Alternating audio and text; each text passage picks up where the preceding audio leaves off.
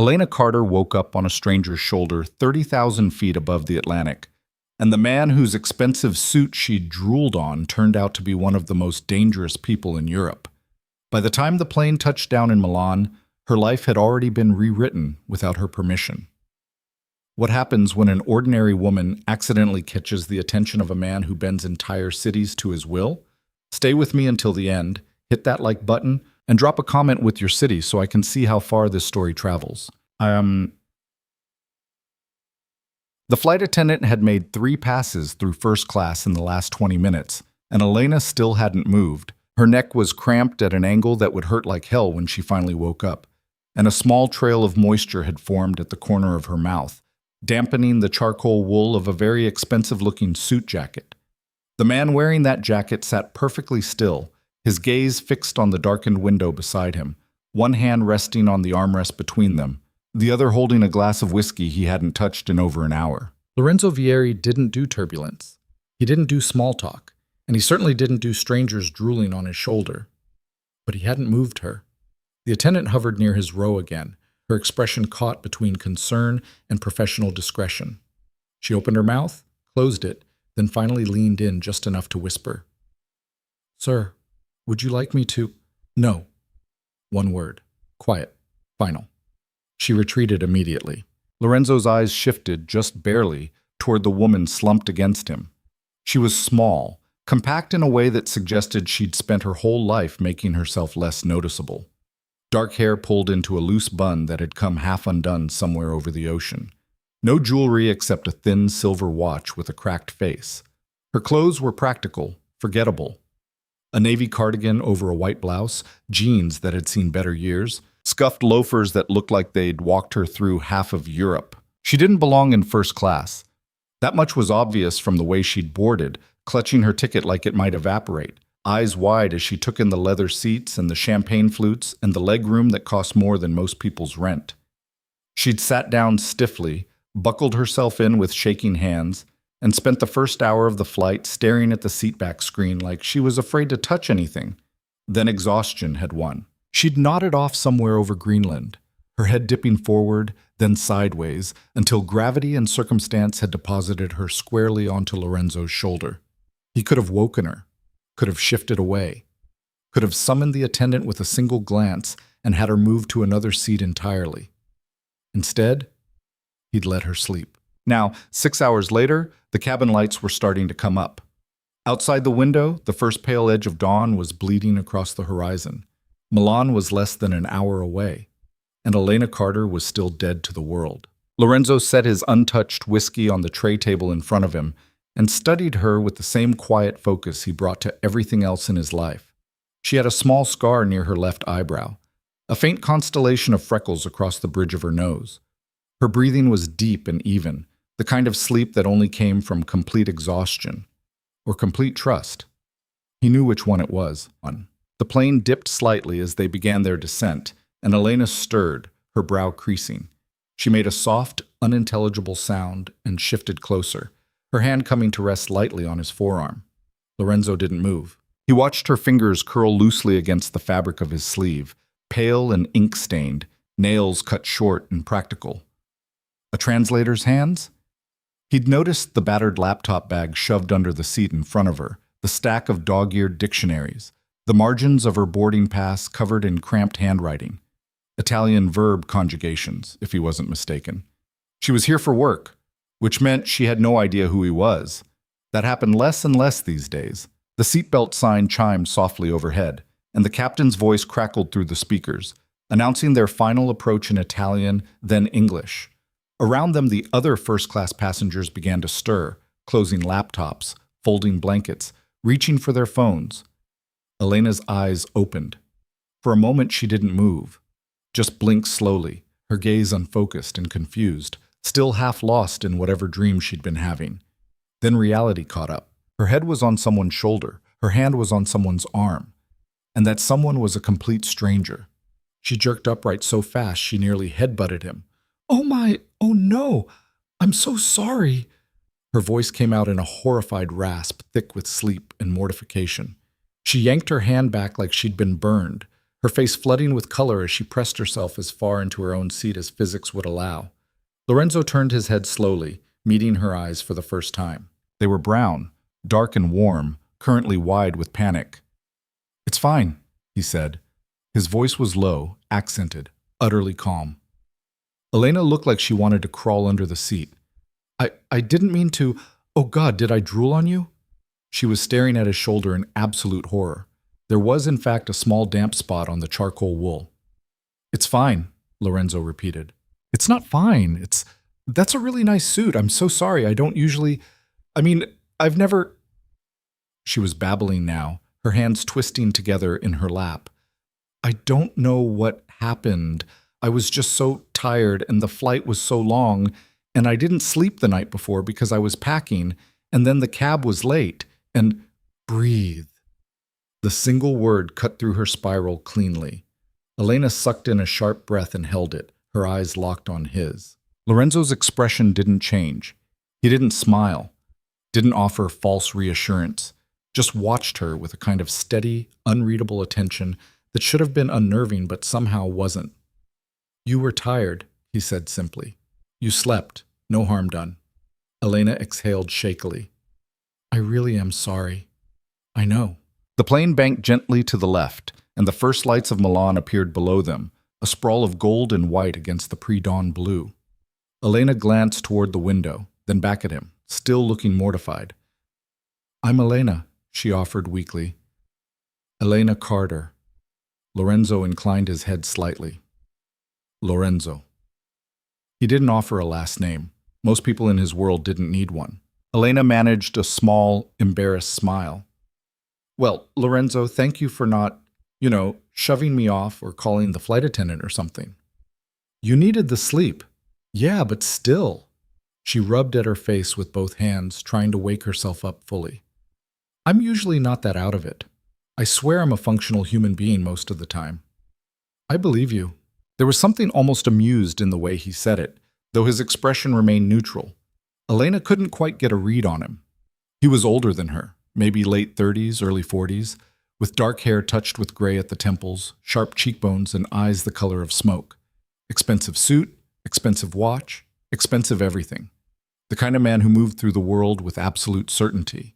The kind of man she would never normally talk to. The plane continued its descent, the cabin filling with the soft rustle of passengers preparing to land. Elena fumbled with her seatbelt, checked it twice, then sat back and gripped the armrests. Lorenzo noticed. "Nervous flyer?" She laughed, a short, brittle sound. "Only during takeoff and landing, and turbulence, and whenever I think too hard about being in a metal tube 7 miles above the ground. So the entire flight. Pretty much." The wheels touched down with a jolt, and Elena's fingers tightened on the armrests. The plane raced down the runway, engines roaring in reverse, then gradually slowed to a smooth taxi toward the gate. Around them, passengers were already standing, yanking bags from overhead bins, crowding the aisles with aggressive impatience. Lorenzo didn't move. Neither did Elena, though that was mostly because she was still trying to process the fact that she'd spent the last 6 hours unconscious on a stranger's shoulder. "First time in Milan?" Lorenzo asked. She nodded. "Work trip. I'm translating for a conference, medical research, nothing exciting. You?" "Home." Something about the way he said it made the word sound heavier than it should. Elena glanced at him, curious despite herself. "You live here?" "I do." "Do you travel a lot?" "When necessary." His answers were clipped, efficient, not rude exactly, but not encouraging further conversation either. Elena took the hint and fell silent, watching the other passengers shuffle past. The first-class cabin emptied quickly. Within minutes, it was just the two of them and a flight attendant hovering near the galley. Lorenzo finally stood, moving with the kind of fluid, controlled grace that came from a lifetime of discipline. He reached into the overhead bin and pulled down a black leather carry-on, then paused. "Do you need help?" Elena blinked up at him. "Oh, no, I'm fine, thank you." She stood on the seat to reach her own bag, wobbling slightly before managing to yank it free. When she turned back, Lorenzo was already stepping into the aisle. He didn't say goodbye, just nodded once, a small, formal acknowledgement, and walked toward the exit. Elena watched him go, feeling oddly unsettled. Something about the whole encounter felt off in a way she couldn't name. Not bad exactly, just strange. She shook it off, grabbed her laptop bag, and followed the last trickle of passengers off the plane. Malpensa Airport at 6 in the morning was a study in controlled chaos. Elena shuffled through immigration in a daze, her body still convinced it was the middle of the night. The line moved slowly, passports getting checked and stamped, questions asked and answered in a dozen different languages.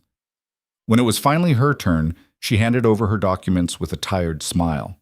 The officer barely looked at her, just scanned her passport, stamped it, and waved her through. Baggage claim was worse, a scrum of travelers jostling for position around the conveyor belt.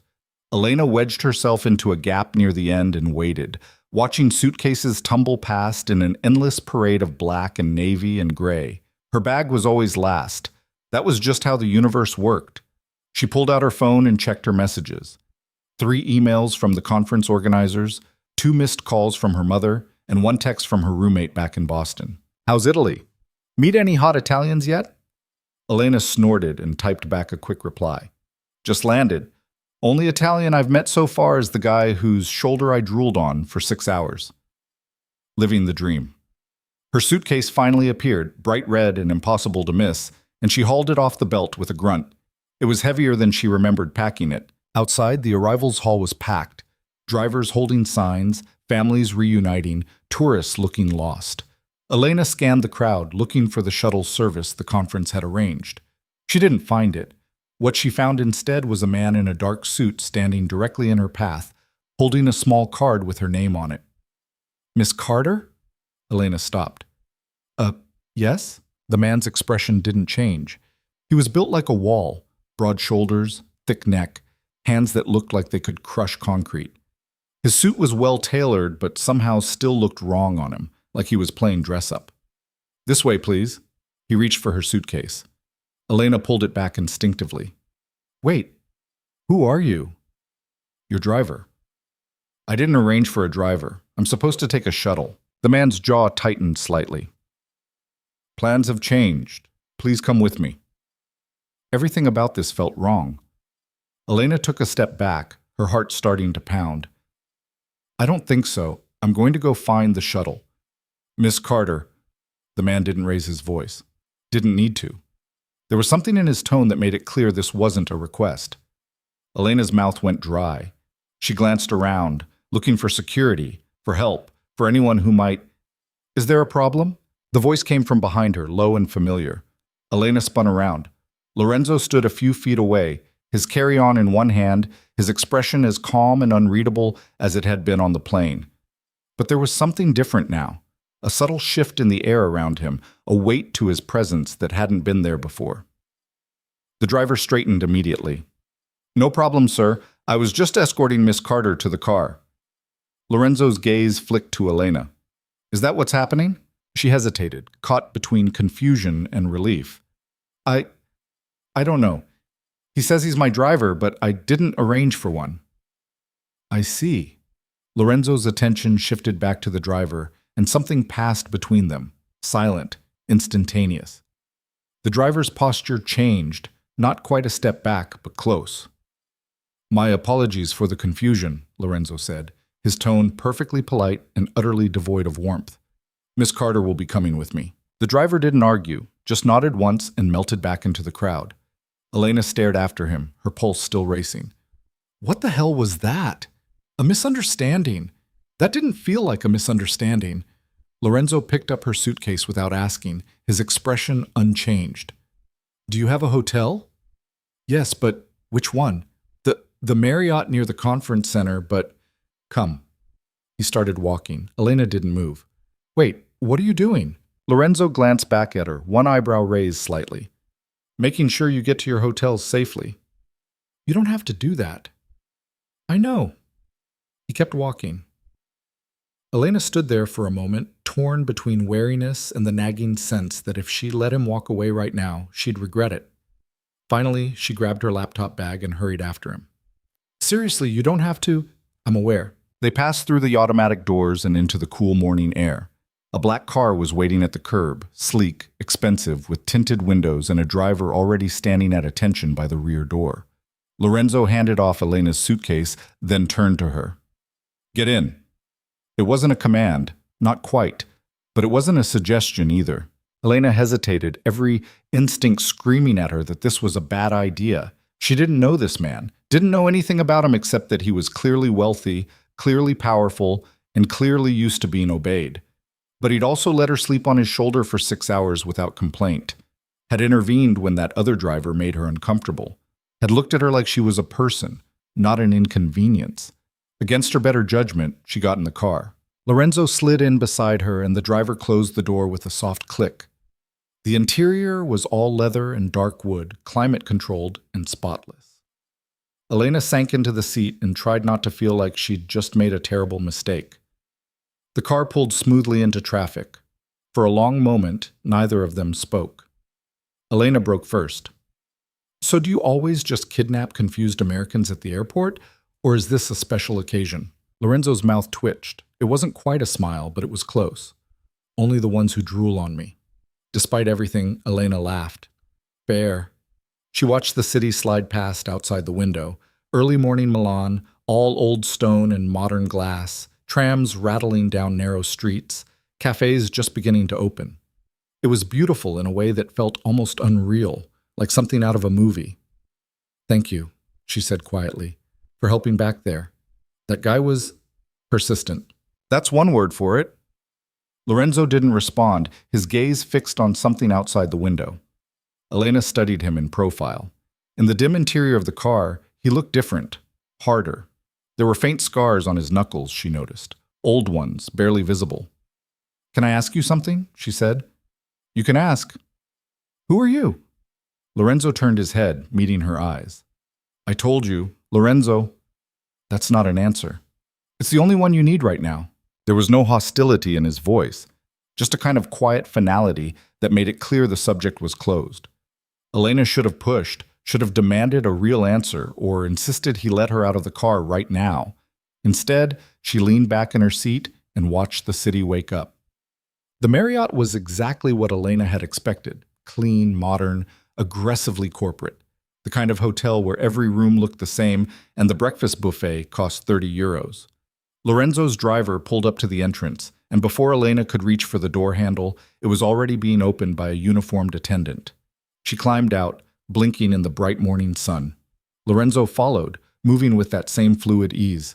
"I can take it from here," Elena said, reaching for her suitcase. The driver had already placed it on the curb. "Are you sure?" Lorenzo asked. "Pretty sure I can manage checking into a hotel, yeah." His expression didn't change, but something flickered in his eyes, amusement, maybe. "If you're certain." "I am, but thank you, really, for the ride and everything." Lorenzo inclined his head slightly. "Enjoy your conference, Miss Carter." He turned to get back in the car. Elena didn't know why she stopped him. "Lorenzo?" He paused, one hand on the open door. "Will I see you again?" It was a stupid question. Milan was a city of millions. The chances of randomly running into him were basically zero, but something about the way he looked at her made her think he didn't believe in chance. "Perhaps," he said. Then he was gone. The car pulled away smoothly, disappearing into traffic before Elena could think of anything else to say. She stood on the curb for a moment, feeling strangely unmoored. Then she shook herself, grabbed her suitcase, and headed inside. The hotel lobby was exactly as soulless as she'd imagined. Marble floors, generic art, a too bright chandelier. Elena wheeled her suitcase up to the front desk and gave the clerk her best professional smile. "Hi, I have a reservation under Elena Carter."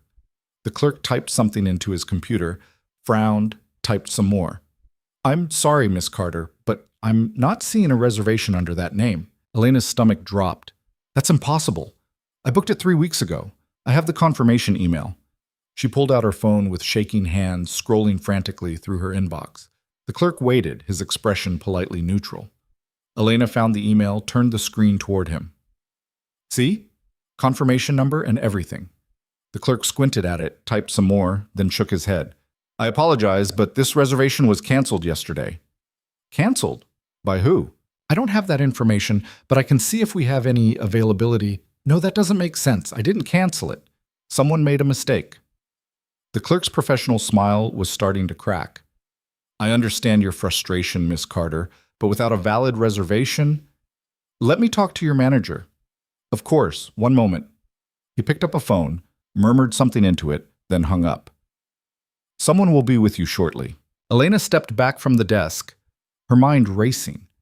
This had to be a mistake, a glitch in the system. She'd triple-checked the reservation before she left Boston. Her phone buzzed. Unknown number.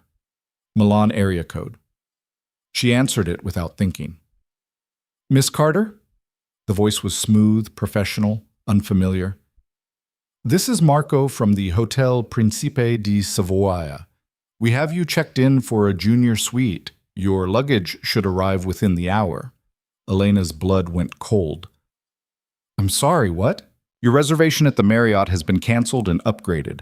All arrangements have been handled. A car is waiting outside to bring you here. I didn't make a reservation at the Principe di Savoia. The reservation was made on your behalf. By who? There was a pause. I'm not at liberty to say. Elena's hands were shaking. I don't know what's going on, but I didn't authorize any of this. Cancel the reservation. Now. Miss Carter, I would strongly advise. She hung up. Her heart was pounding. This was insane. This was... Her phone buzzed again.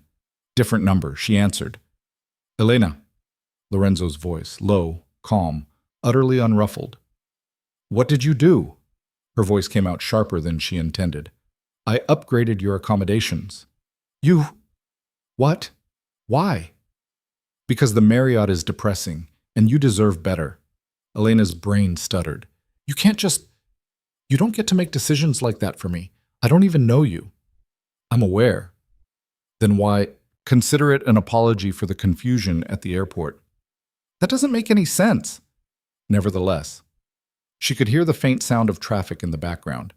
He was in a car, probably already halfway across the city. Lorenzo, I can't afford a hotel like that. You're not paying for it. I can't let you pay for it either. Why not? Because I don't take things from strangers. We're not strangers anymore.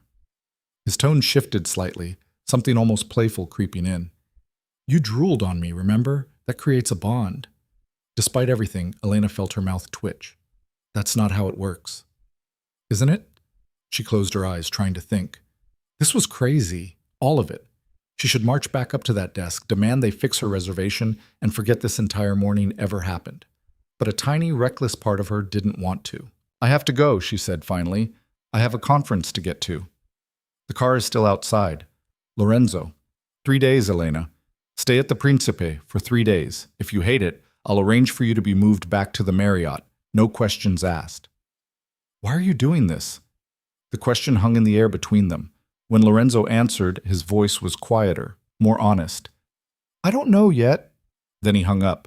Elena stood in the middle of the lobby, phone still pressed to her ear, feeling like the ground had just shifted beneath her feet.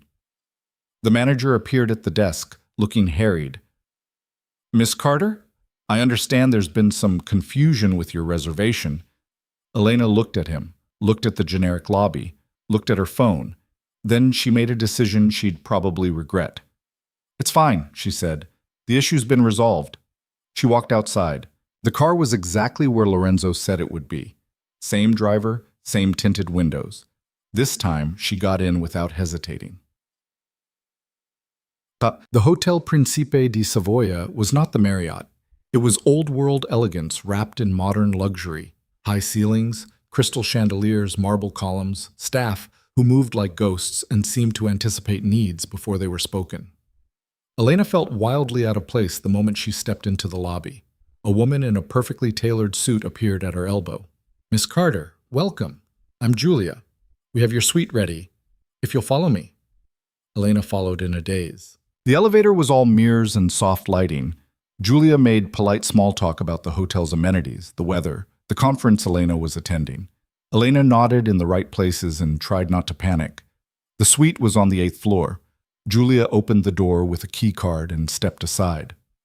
Please let us know if you need anything at all. The concierge is available 24 hours. Then she was gone. Elena stood in the doorway and stared. The room was bigger than her apartment back in Boston. Floor-to-ceiling windows overlooked the city, plush furniture in soft creams and golds, a dining table, a full kitchen, fresh flowers on every surface. She walked in slowly, half convinced this was some kind of elaborate prank.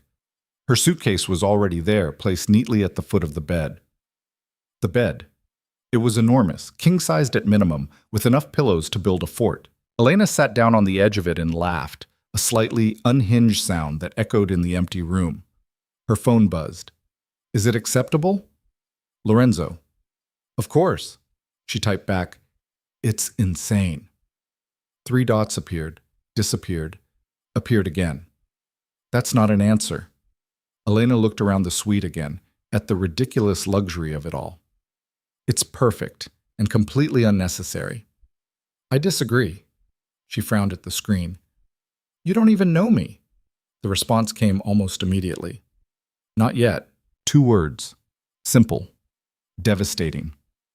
Elena stared at them until her vision blurred. Then she set the phone aside, fell back onto the too-soft bed, and tried to figure out what the hell she'd just gotten herself into. The conference started at 9. Elena arrived at 8:45, which she considered a minor miracle, given that she'd spent the previous hour standing in the hotel shower trying to make sense of the last 12 hours of her life. The water pressure had been perfect. Of course it had. And the bathroom had come stocked with products that probably cost more than her monthly student loan payment. She'd used them anyway. Out of spite, maybe. Or resignation. The conference center was a 15-minute walk from the hotel, and Elena had insisted on walking despite Julia's polite offer to arrange a car. She needed the air. Needed to feel like a normal person doing a normal job, not someone whose entire existence had been quietly rearranged by a man she'd met exactly once. The morning sessions were dense and technical, presentations on pharmaceutical translations, panel discussions about medical terminology across Romance languages, breakout groups that somehow managed to be both boring and anxiety-inducing. Elena took notes, asked occasional questions, and tried to focus on the content instead of the fact that her phone kept buzzing in her bag. She didn't check it until the lunch break. 7 messages, all from Lorenzo. "Did you sleep well? The hotel has an excellent breakfast menu. If you need anything, tell the concierge to contact me directly. I should have asked, do you have dietary restrictions? Ignore that last message. I'm told it's intrusive, though I would still like to know. Enjoy your conference." Elena read through them twice, her coffee going cold in her hand. The messages were strange, formal but personal, polite but insistent. Like someone who didn't quite know how to have a casual conversation, but was trying anyway. She typed back, "No dietary restrictions, and you're right, it is intrusive." The response was immediate. "Noted." "Will I see you for dinner?" Her thumb hovered over the keyboard. This was the moment to shut it down. To establish boundaries, thank him politely for the hotel room, and make it clear that whatever this was needed to stop. She typed, "I don't think that's a good idea." 3 dots. Then, "Why not?" "Because I don't know you. Because this whole thing is weird. Because you upgraded my hotel without asking and somehow canceled my original reservation, which I'm pretty sure is illegal." "It's not illegal." "That doesn't make it okay." "I never said it was okay. I said it wasn't illegal." Elena laughed despite herself. Around her, other conference attendees were filtering back into the auditorium, juggling coffee cups and pastries. She should go. She had an afternoon session on legal translation that she'd specifically flown here for. "I have plans tonight," she lied. "Cancel them." "No, please." The word sat there on the screen, simple and unexpected. Elena stared at it. "Why do you want to have dinner with me?" The 3 dots appeared and disappeared several times. When the response finally came, it was shorter than she expected. "I don't know yet." The same answer he'd given her before. Honest, at least. Or evasive. She couldn't tell which. "One dinner," she typed. "Somewhere public. And you're going to explain what's going on." "Agreed. I'll send a car at 7. I can meet you there." "You could. But you won't." Elena frowned at the phone. "Why not?" "Because you don't know the city, and I do. And because the restaurant I'm thinking of doesn't advertise its address." That's not ominous at all. It's not meant to be. She should say no. Should delete his number, check out of the hotel, find a hostel somewhere, and pretend this entire bizarre detour had never happened. Instead, she wrote, "Fine, 7 o'clock. But I'm ordering the most expensive thing on the menu. I would expect nothing less." Elena shoved the phone back in her bag and went to learn about legal translation. She absorbed exactly none of it. The car arrived at 7 on the dot. Different driver this time, younger, leaner, with the same watchful stillness that seemed to be a requirement for the job. He opened the door without a word, and Elena climbed in, tugging at the hem of the only decent dress she'd packed. It was simple, black, probably too plain for wherever they were going. She'd paired it with the scuffed loafers because her only other option was sneakers, and she had some standards. The drive took them out of the city center, through neighborhoods that gradually shifted from tourist-friendly to residential to something else entirely. Old money, Elena thought, the kind of streets where every building had history and every doorway had a story. They stopped in front of what looked like a private residence. 3 stories of cream-colored stone, dark shutters, no sign anywhere. The driver opened her door. Elena got out slowly, looking around. "Are you sure this is a restaurant?" The driver didn't answer, just gestured toward the entrance. The door opened before she reached it. A man in a suit, older, silver-haired, impeccably groomed, greeted her with a small bow. "Miss Carter, please, come in." The interior was all warm wood and low lighting, intimate without being claustrophobic. There were only 6 tables, Elena counted. 3 of them were empty. At one, an elderly couple sat in comfortable silence. At another, 2 men in expensive suits spoke in low tones. At the third, Lorenzo sat alone. He stood when he saw her. Elena. He'd changed since this morning. Different suit, charcoal gray instead of black, no tie. He looked less severe somehow. Still controlled, still watchful, but fractionally more human. Elena crossed the room, hyper-aware of every eye tracking her movement. "This is not public," she said when she reached the table. "It's public enough. There are 5 other people here. 6, if you count the staff." "That's not the point." Lorenzo pulled out her chair. "What is the point?" Elena sat, more out of reflex than agreement. "The point is that I asked for somewhere public, and you brought me to what looks like someone's living room. It's Milan's oldest private dining establishment, opened in 1842. No advertising, reservations by referral only." He sat across from her, his expression neutral. "I thought you'd appreciate the history." "I'd appreciate honesty more." "I am being honest." "Are you?" Something shifted in his eyes. Acknowledgement, maybe? Or respect. A waiter appeared with water and menus, moving with the kind of silent efficiency that suggested he'd learned not to interrupt. Elena accepted both, opened the menu, and immediately regretted her earlier bravado about ordering the most expensive thing. Everything was in Italian, no prices listed, and she recognized maybe 1 word in 4. Lorenzo was watching her. "Would you like a recommendation?" "I can figure it out." "I'm sure you can." Elena glared at the menu, her cheeks warming. After a minute of stubborn silence, she closed it. "What's good here?" "Everything." "Helpful." "The risotto is exceptional. The ossobuco is better.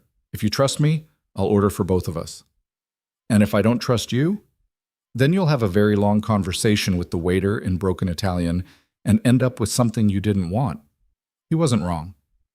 "Fine," Elena said. "Order whatever, but I'm still paying for my half." "You're not." "Lorenzo." "We'll argue about it later." He signaled the waiter, spoke in rapid Italian that Elena couldn't follow, then handed back both menus. When they were alone again, he folded his hands on the table and looked at her directly. "You wanted an explanation." "I did. I do." "Where would you like me to start?" Elena took a sip of water, buying herself time. "How about with why you're doing any of this? The hotel, the car, the dinner? You don't know me. I'm nobody. You're a translator attending a medical conference. You work too hard, sleep too little, and take yourself too seriously." His tone was matter-of-fact, not unkind. "You're not nobody. You got all that from 6 hours on a plane? You talk in your sleep." Elena's stomach dropped. "I what?" "Not much, just fragments. Something about verb tenses and missing a deadline." The corner of his mouth twitched. "You also apologized to someone named Marcus." Oh my God, who's Marcus? My thesis advisor from grad school, who I haven't thought about in 3 years. Elena covered her face with both hands. This is mortifying. It was endearing. She peeked at him through her fingers. You have a very weird definition of endearing. Perhaps? The waiter returned with wine, red, already open, poured into glasses that caught the candlelight. Elena didn't drink hers immediately, just watched Lorenzo across the table, trying to figure out what game they were playing. You still haven't answered the question, she said. Which one? Why me? Lorenzo considered this, his fingers tracing the stem of his wine glass. When he spoke, his voice was quieter. Do you believe in instinct, Elena? Sometimes. I do. I've built my life on it. He paused. When you fell asleep on the plane, I could have moved you. Should have, probably. But I didn't. Why not? Because you looked like you needed it, and because... He trailed off, seeming to choose his words carefully. Because you didn't treat me like I was anyone in particular. You were just a tired woman on a long flight, and I was just the person sitting next to you. There was no pretense, no performance. Elena frowned. Do people usually perform for you? Always. That sounds exhausting. It is. The food arrived in stages. Antipasti first, delicate and artful. Elena tried something that turned out to be octopus and decided not to think too hard about it. It was delicious. Everything was delicious. They ate in relative silence for a while, the kind that felt less awkward than it should have. Elena broke it first. So what do you do, Lorenzo? For work, I mean? His expression didn't change, but something shuddered behind his eyes. I manage investments. What kind of investments? Various kinds? That's vague. It's meant to be. Elena set down her fork. See, that's what I mean. You ask me questions, I answer them. I ask you questions, you deflect. That's not how conversation works. Isn't it? No. Lorenzo took a slow sip of wine. What would you like to know? Where you're from, what you do, why a man who can afford to have drivers and cancel hotel reservations and eat at secret restaurants is interested in having dinner with someone like me. Someone like you? You know what I mean. I don't, actually. Elena gestured vaguely at herself. I'm a freelance translator who lives in a studio apartment in Alston and eats cereal for dinner 3 nights a week. You're whatever you are. We're not exactly in the same tax bracket. Money is circumstantial. Easy to say when you have it. Fair enough? He studied her for a moment. I was born here, Milan. My family has been here for generations. I took over the family business when I was 26. What kind of business? Import-export, real estate, security consulting. The way he said it made all three sound equally boring and equally untrue. Elena narrowed her eyes. You're lying. I'm simplifying. There's a difference? A significant one. The main course arrived. Risotto for her, ossobuco for him, portions that somehow managed to be both generous and refined. Elena took a bite and nearly moaned. Okay, she said. You win. This is incredible. I know. Do you ever say anything without sounding completely sure of yourself? Rarely. Despite everything, Elena smiled. There was something almost refreshing about his bluntness. Most men she'd dated, not that this was a date, spent so much energy trying to impress her that they forgot to be themselves. Lorenzo seemed fundamentally incapable of pretense. Or maybe he was just very good at a different kind of pretense. Can I ask you something else? She said. You're going to regardless. That guy at the airport this morning, the one with my name on the card. Did you know him? Lorenzo's jaw tightened almost imperceptibly. Yes. Was he there because of you? Yes. Why? Because I asked him to meet you. Elena set down her fork carefully. Before you knew I needed help. Yes. So you were planning to intercept me anyway. I was planning to make sure you arrived safely. That's not the same thing. It's close enough. Elena's heart was starting to pound again. How did you know my hotel information? How did you know where I'd be? Lorenzo met her eyes steadily. I had someone look into it. You had someone... She stopped, processing. You mean you had someone look into me? Yes. The single word landed like a stone. Elena pushed back from the table slightly, her appetite vanishing. That's not okay. I know. Then why did you do it? Because I wanted to make sure you were safe. You don't get to make that decision for me. You're right, I don't. He hadn't moved, hadn't raised his voice, but there was something unyielding in his tone. But I did it anyway. Elena stared at him, anger and confusion warring in her chest. I should leave. You should. Why aren't you trying to stop me? Because you're not going to. The arrogance of it took her breath away. You don't know that. Don't I? And here was the problem. He was right. She was angry, yes. Unsettled, absolutely. But she wasn't leaving, because underneath the anger was curiosity, and underneath the curiosity was something she didn't want to name. She sat back down. Lorenzo's expression didn't change, but she thought she saw something like approval flicker across his face. I don't like being manipulated, she said quietly. I'm not manipulating you. Then what do you call this? Interest. In what? In you. The words hung between them, simple and heavy. Elena picked up her wine and drank half of it in one go. This is insane. Probably. I should have stayed at the Marriott. Definitely. So why didn't I? Lorenzo leaned back in his chair, studying her with that same unreadable intensity. For the same reason you got in the car at the airport. For the same reason you agreed to dinner. For the same reason you're still sitting here, even though every rational part of your brain is telling you to run. And what reason is that? You want to see where this goes. Elena wanted to deny it. Wanted to tell him he was wrong, that she was just being polite, just giving him a chance to explain himself before she walked away forever. But lying to him felt more dangerous than lying to herself. One question, she said instead, and you have to answer honestly. All right. Are you dangerous? Lorenzo didn't hesitate. Yes. The answer should have terrified her. Instead, it felt like the first true thing he'd said all night. To me? She pressed. This time he paused. I don't want to be. That's not the same as no. I know. The waiter reappeared to clear their plates, and the moment fractured. By the time they were alone again, something had shifted, not broken, but bent. Elena felt it in the air between them, in the way Lorenzo's gaze had gone distant. I should tell you something, he said finally. Okay? The people I work with, the business I'm in, it's not entirely legitimate. Elena's throat went dry. Define not entirely. I think you already know. And she did. Had known since that morning, maybe earlier. The way people reacted to him, the way he moved through the world like someone who didn't answer to anyone, the scars on his knuckles, the drivers who looked like soldiers. You're connected, she said. It wasn't a question. That's one way to put it. What's another way? Lorenzo's eyes met hers, and for the first time she saw something like regret there. I run one of the largest syndicates in northern Italy. The room tilted slightly. Elena gripped the edge of the table. You're telling me you're… Yes. She laughed, a short, sharp sound that had nothing to do with humor. Oh my God, I drooled on a mob boss. Technically, you drooled on a legitimate businessman with ties to organized crime. That's not better. I know. Elena stood up so fast her chair scraped against the floor.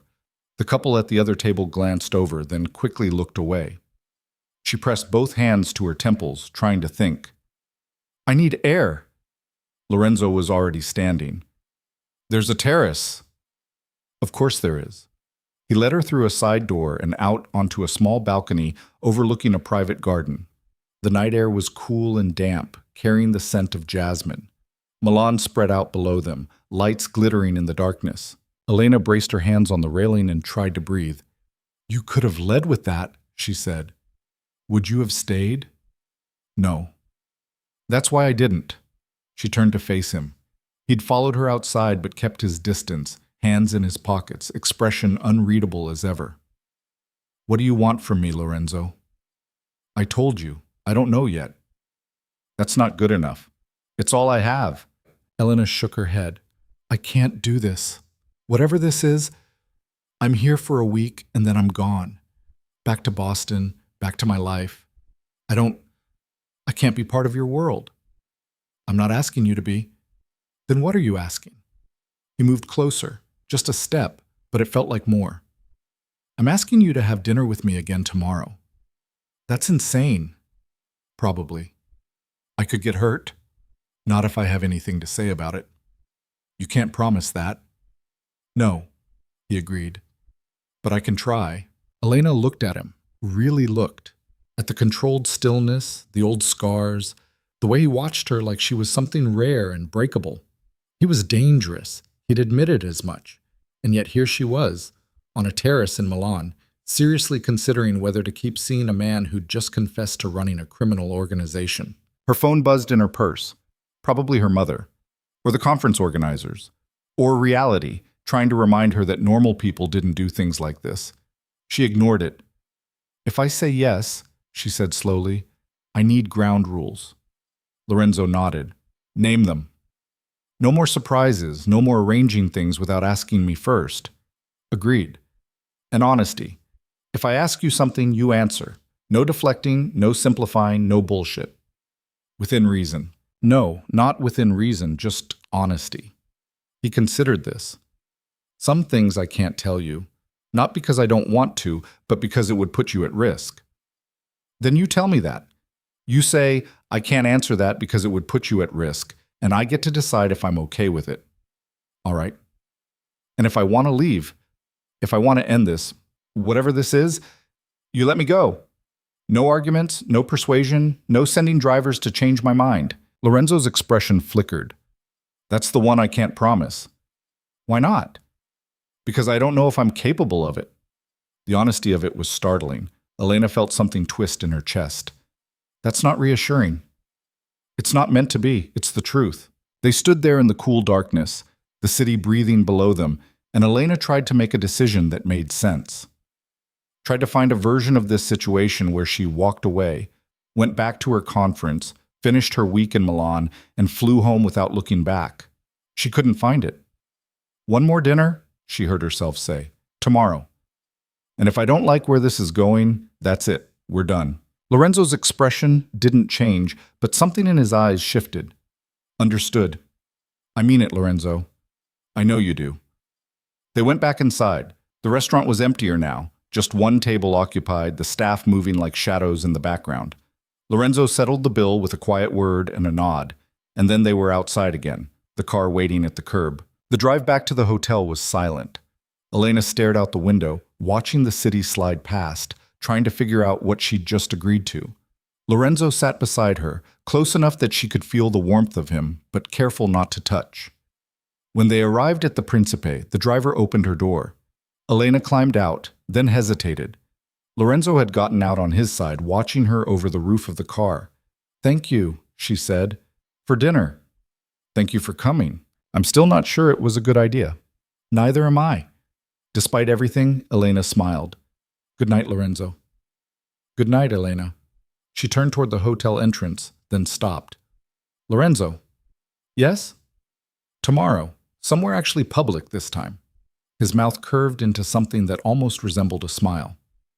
I'll see what I can do. Elena went inside before she could change her mind. She made it to her suite, closed the door, and leaned against it, her heart pounding. Her phone buzzed again. She pulled it out. Sleep well? She looked at the message for a long time before typing back. You too. Then she turned off her phone, fell into that ridiculously comfortable bed, and tried very hard not to think about how badly this could all go wrong. She failed completely. The conference felt like a fever dream the next morning. Elena sat through a panel on idiomatic expressions in pharmaceutical labeling and absorbed maybe one word in 10. Her brain kept circling back to the previous night, to Lorenzo's admission, to the weight of it, to the fact that she'd agreed to see him again despite knowing exactly what he was. Or maybe because of it. That thought unsettled her more than anything else. During the lunch break, she found herself standing in the conference center courtyard with a sandwich she wasn't eating, staring at her phone. No messages. She told herself that was fine, told herself she didn't care. She checked again 5 minutes later. Still nothing. By 3 o'clock, she was annoyed at herself for being annoyed. This was ridiculous. She barely knew the man. One dinner didn't mean anything. The fact that he'd admitted to running a criminal organization should have sent her running in the opposite direction, not standing in a courtyard refreshing her messages like a teenager. Her phone buzzed. Elena nearly dropped it. There's a car downstairs. If you're free. She stared at the message. No greeting, no explanation, just an assumption that she'd drop everything. The smart thing would be to ignore it, to stay at the conference, finish the day like a professional, go back to her hotel room alone. Elena typed back, I'm in the middle of a session. What time does it end? 5. I'll wait. She frowned at the screen. You don't have to do that. I know. 3 dots appeared then, but I'd like to. Elena looked around the courtyard. A dozen other translators stood in small clusters, discussing conjugation and context and all the things she should be focused on. Her sandwich had gone soggy in her hands. She made a decision she'd probably regret. Give me 20 minutes. She threw the sandwich in the trash and went to grab her things. The car was different this time, smaller, less conspicuous. Dark blue instead of black, no tinted windows. Lorenzo sat in the back seat, dressed more casually than she'd seen him before. Dark jeans, a gray sweater, leather jacket. He looked younger somehow, less untouchable. Elena climbed in before she could overthink it. I thought you said you'd wait until 5. You left early. You were watching. I was informed when you left the building. He said it matter-of-factly, like having people monitor her movements was perfectly normal. I thought you might prefer to skip the last session. I might have wanted to stay. Did you? Elena buckled her seatbelt and didn't answer. The car pulled into traffic, heading away from the city center. She watched the buildings change through the window, modern glass giving way to older stone, tourist areas fading into residential neighborhoods. Where are we going? She asked. Somewhere public. That's not an answer. You'll see. They drove for another 15 minutes, the silence between them less comfortable than the night before. Elena kept stealing glances at Lorenzo, trying to reconcile the man sitting beside her with what he'd told her. He looked normal, human, not like someone who ran a criminal empire. But then, what was that supposed to look like? The car stopped in front of a small park. Nothing fancy, just a green space with walking paths and benches and a pond where ducks paddled in lazy circles. Families were scattered across the lawn, kids running around, a man walking 3 dogs who immediately tangled their leashes. Lorenzo got out and waited for her to follow. This is public enough? He asked. Elena looked around. Yeah, this works. They walked in silence for a while, following one of the paths that curved around the pond. The afternoon sun was warm on Elena's shoulders, and the air smelled like cut grass and water. It felt absurdly normal. You're angry with me, Lorenzo said finally. I'm not angry. You're something. Elena kicked at a pebble, watched it skitter across the path. I'm confused. About what? About why I'm here, about why you're here, about what the hell we're doing. Lorenzo stopped walking. They'd reached a bench overlooking the pond, slightly apart from the other park visitors. He gestured to it and Elena sat, tucking her hands under her thighs. He sat beside her, leaving a careful foot of space between them. You want to know what I want from you, he said. That would be a start. He was quiet for a long moment, watching the ducks. When he spoke, his voice was lower than usual. I don't have a good answer for you. Try. I'm 42 years old, Elena. I've spent more than half my life building something that most people would call evil. I've made decisions that haunt me and ones that don't. I've hurt people, killed people, if we're being completely honest. He said it without inflection, like he was reciting facts. I don't have friends. I have associates, employees, people who fear me or need me or both. I don't have family anymore, not really. What I have is control, power, money, all the things that are supposed to matter. But they don't, Elena said quietly. Not as much as they should. He turned to look at her. And then you fell asleep on my shoulder on a flight from New York, and for 6 hours I sat there watching you drool on my suit and talk about verb tenses, and I felt something I haven't felt in a very long time. What? Curious. The word landed between them, simple and honest. Elena's throat felt tight. That's it? Curiosity? It's more than you think. I don't know what to do with that, Lorenzo. Neither do I. A kid ran past chasing a ball, shrieking with laughter. His mother followed at a more sedate pace, calling after him in Italian. The normalcy of it felt surreal against the backdrop of their conversation. I need you to understand something, Elena said. I don't do this. I don't date people who are, she gestured vaguely. Whatever you are. I'm boring. I translate medical documents for pharmaceutical companies. I live in a studio apartment with a roommate's cat because my roommate moved out, but I couldn't handle being completely alone. I eat cereal for dinner and watch subtitled crime dramas and go to bed at 9:30 most nights. That's my life. Sounds peaceful. It's lonely. The admission surprised her. She hadn't meant to say it. Lorenzo's expression softened slightly. Is that why you're still here? Maybe. Elena pulled her hands out from under her thighs and folded them in her lap. Or maybe I'm just stupid. Maybe I like the idea of being interesting to someone who actually seems interesting, even if he's also potentially terrifying. I am terrifying. I know. I could hurt you. I know that too. And yet you're sitting here. Elena looked at him, at the gray in his hair, the scars on his knuckles, the way he held himself like violence was always just beneath the surface. She should be afraid. Any rational person would be, but fear wasn't quite what she felt. 1 week, she said. I'm here for 1 week. Then I go home and this, whatever this is, ends. Can you live with that? Lorenzo was quiet for a long moment. No. Lorenzo. But I'll accept it if that's what you need. Elena's heart was doing something complicated in her chest. I don't understand you. I'm not asking you to. Then what are you asking? For you to let me show you the city, for you to have dinner with me again, for you to... He stopped, seemed to reconsider. For you to give me whatever time you're willing to give. And when I leave, I'll deal with that when it happens. It wasn't a promise. It wasn't even particularly reassuring, but it was honest, and Elena was starting to realize that honesty was the only currency Lorenzo dealt in. Okay, she said. Okay? 1 week. No promises after that. And if things get too weird or too dangerous, or I just decide I can't do this anymore, I walk away. No arguments. You already made me agree to that. I'm making you agree again. The corner of Lorenzo's mouth twitched. All right, 1 week, on your terms. They sat there in the cooling afternoon, watching the ducks and the families and the man whose dogs were still tangled in an impressive knot. It felt like a truce, or maybe a beginning. Elena wasn't sure which. Her stomach growled, loud enough to be embarrassing. Lorenzo raised an eyebrow. When did you last eat? I had a sandwich at lunch, sort of. Sort of? I mostly just held it. He stood, offering her his hand. Come on. Elena looked at his hand for a moment, then took it. His grip was warm and solid, and he pulled her to her feet easily. They walked back through the park, still holding hands.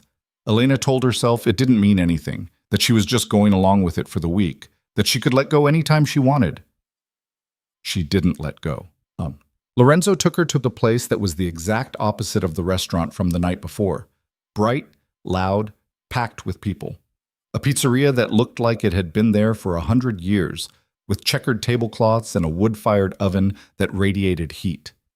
They squeezed into a corner table, and Lorenzo ordered in rapid Italian while Elena tried to pretend she wasn't hyper-aware of every point where their knees almost touched under the table. The pizza arrived fast, thin crust, charred in spots, covered in fresh mozzarella and basil that smelled like heaven.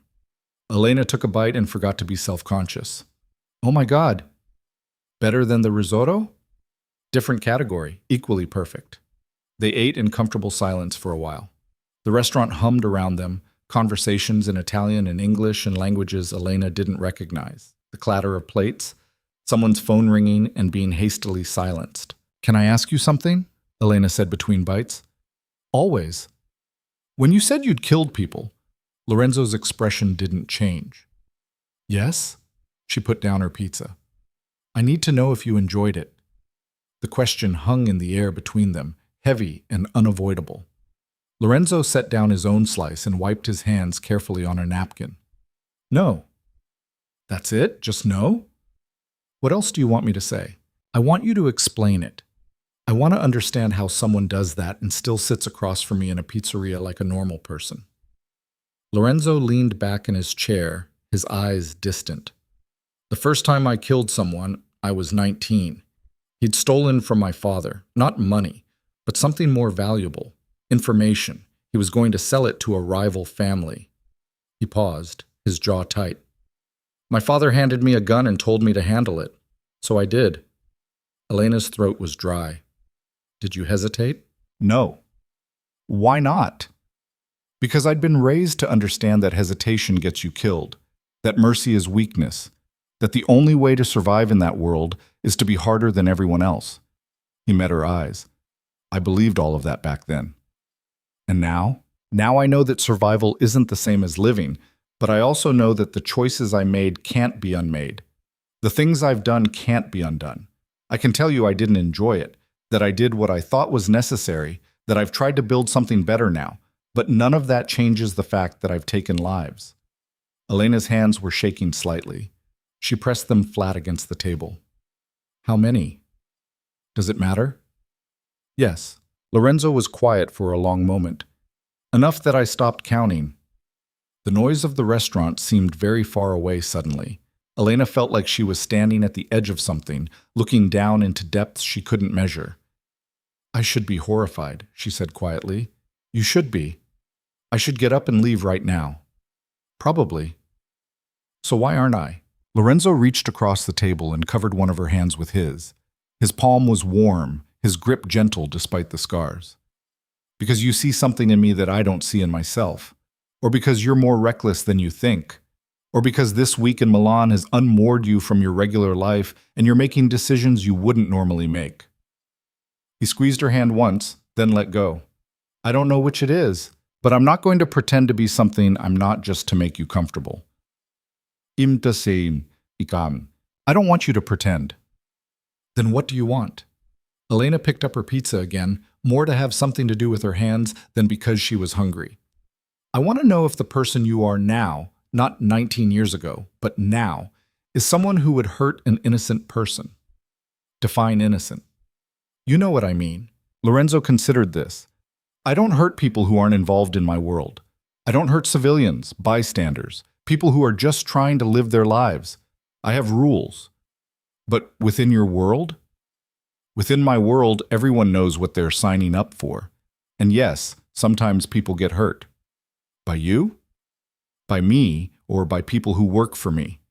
The distinction matters less than you'd think. Elena took another bite of pizza, chewed slowly, swallowed. I should walk away.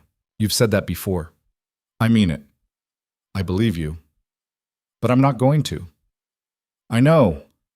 She laughed, a short, helpless sound. This is insane. You've said that before too. It bears repeating. They finished their pizza while the restaurant buzzed around them. When Lorenzo asked if she wanted dessert, Elena shook her head. She was exhausted suddenly, the weight of the day catching up with her. Outside, the evening had cooled significantly. Elena wrapped her arms around herself, wishing she'd brought a jacket. Lorenzo shrugged off his leather jacket and held it out. I'm fine, she said. You're cold. I can handle being cold. Elena. She took the jacket. It was still warm from his body and smelled like leather and something else. Cologne, maybe? Or just him. She pulled it on and tried not to think about how good it felt. They walked back to where the car was parked, moving slowly through the evening crowds. Milan after dark was different, softer somehow, the harsh edges of the day smoothed over by streetlights and shadows. Tomorrow, Lorenzo said as they reached the car, there's something I need to handle. Business. It's not... He paused, choosing his words. It's not particularly safe. Elena's stomach tightened. Okay. I'm not going to be available. That's fine. I'm telling you because I don't want you to think I'm avoiding you. Lorenzo, you don't owe me an explanation about how you spend your time. Maybe not, but I'm giving you one anyway. The driver opened the door. Elena climbed in, sliding across the seat. Lorenzo followed, and for the first time since she'd met him, he looked uncertain. Be careful, Elena said, before she could stop herself. Something in his expression shifted. I will. I mean it. Whatever you're doing tomorrow, I'll be careful. They drove back to the hotel in silence, but it felt different from before, less tense, More like two people who'd reached some kind of understanding, even if neither of them could articulate what it was.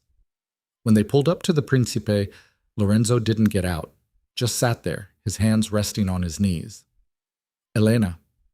She paused, halfway out of the car. Yeah? Thank you. For what? For not running yet. She should tell him not to get used to it, should remind him that she had 6 days left and then she was gone, back to Boston and her real life, and her cereal dinners. Instead, she said, "Good night, Lorenzo." "Good night." Elena walked into the hotel without looking back, still wearing his jacket. She made it to her room, closed the door, and leaned against it, her heart pounding. Her phone buzzed. "Keep the jacket. It looks better on you anyway." Elena looked down at herself, at the expensive leather that fit her all wrong, at the sleeves that hung past her fingertips. She looked ridiculous. She smiled anyway. "Good night," she typed back. Then she hung the jacket carefully in the closet, changed into pajamas, and climbed into bed. She didn't sleep for a long time. The next day dragged. Elena sat through morning presentations on technical terminology and tried to focus. Failed. Went to lunch with a group of other translators and nodded along to their conversation about the nightmare of translating idioms. Understood maybe half of what they said. Her phone stayed silent. By evening, she was restless. The conference had a networking reception scheduled. Wine and cheese in one of the hotel ballrooms, everyone standing around making polite small talk about gerunds and syntax. Elena went because she'd already skipped most of yesterday afternoon and disappearing entirely would raise questions. She lasted 45 minutes before the boredom became unbearable. She was halfway to the exit when her phone buzzed. "Where are you?" Elena stopped in the middle of the corridor, her pulse jumping. Leaving a very boring reception. "Are you okay?" "I'm fine. Are you at the hotel?" "The conference center." "Why?" "Stay there. I'm sending a car." Her stomach twisted. "Lorenzo, what's going on?" No response. Elena stared at her phone, torn between worry and irritation. She almost texted back to tell him she'd make her own way back to the hotel, that he couldn't just summon her like this. But something in his tone, or lack of tone, just those clipped sentences, made her hesitate. She went outside to wait. The car arrived 10 minutes later. Same driver as before, the one with the expressionless face. He opened the door without a word. "Where are we going?" Elena asked. "Mr. Vieri's residence." Her heart kicked. "Is he okay?" The driver's expression didn't change. "He's expecting you." That wasn't an answer. Elena got in anyway. The drive took them out of the city center again, into neighborhoods that got progressively quieter and more residential. Old money areas, Elena thought again. The kind of streets where every gate was tall and every driveway was private. They pulled up to a building that looked like it had been converted from something historical, maybe a palazzo, all cream-colored stone and tall windows with actual shutters. The gate opened automatically, and they drove into a small courtyard. The driver opened her door. Elena got out slowly, looking around. The courtyard was simple but elegant, paving stones, a few well-maintained planters, architectural lighting that made the building glow against the darkening sky. The front door opened before she reached it. A woman appeared, older, gray-haired, wearing an apron over sensible clothes. She looked Elena up and down with the kind of assessment that made Elena feel like she'd been cataloged, evaluated, and tentatively approved in the span of 3 seconds. "Miss Carter, please come in. He's upstairs." Elena followed her inside. The interior was nothing like she'd expected. No ostentatious displays of wealth, no marble or gold leaf, or the kind of aggressive luxury that screamed about money. Just clean lines and comfortable furniture, art that looked personal rather than expensive, bookshelves that actually had books on them instead of decorative objects. It felt like a home. The woman led her up a staircase and down a hallway, then stopped in front of a closed door. "He's in his study." She paused, something almost like concern crossing her face. "He won't admit it, but he's hurt. Don't let him dismiss it." Before Elena could respond, the woman was already walking away. Elena stood in front of the door, her heart pounding. She raised her hand and knocked. "Come in." She opened the door. The study was smaller than she'd imagined.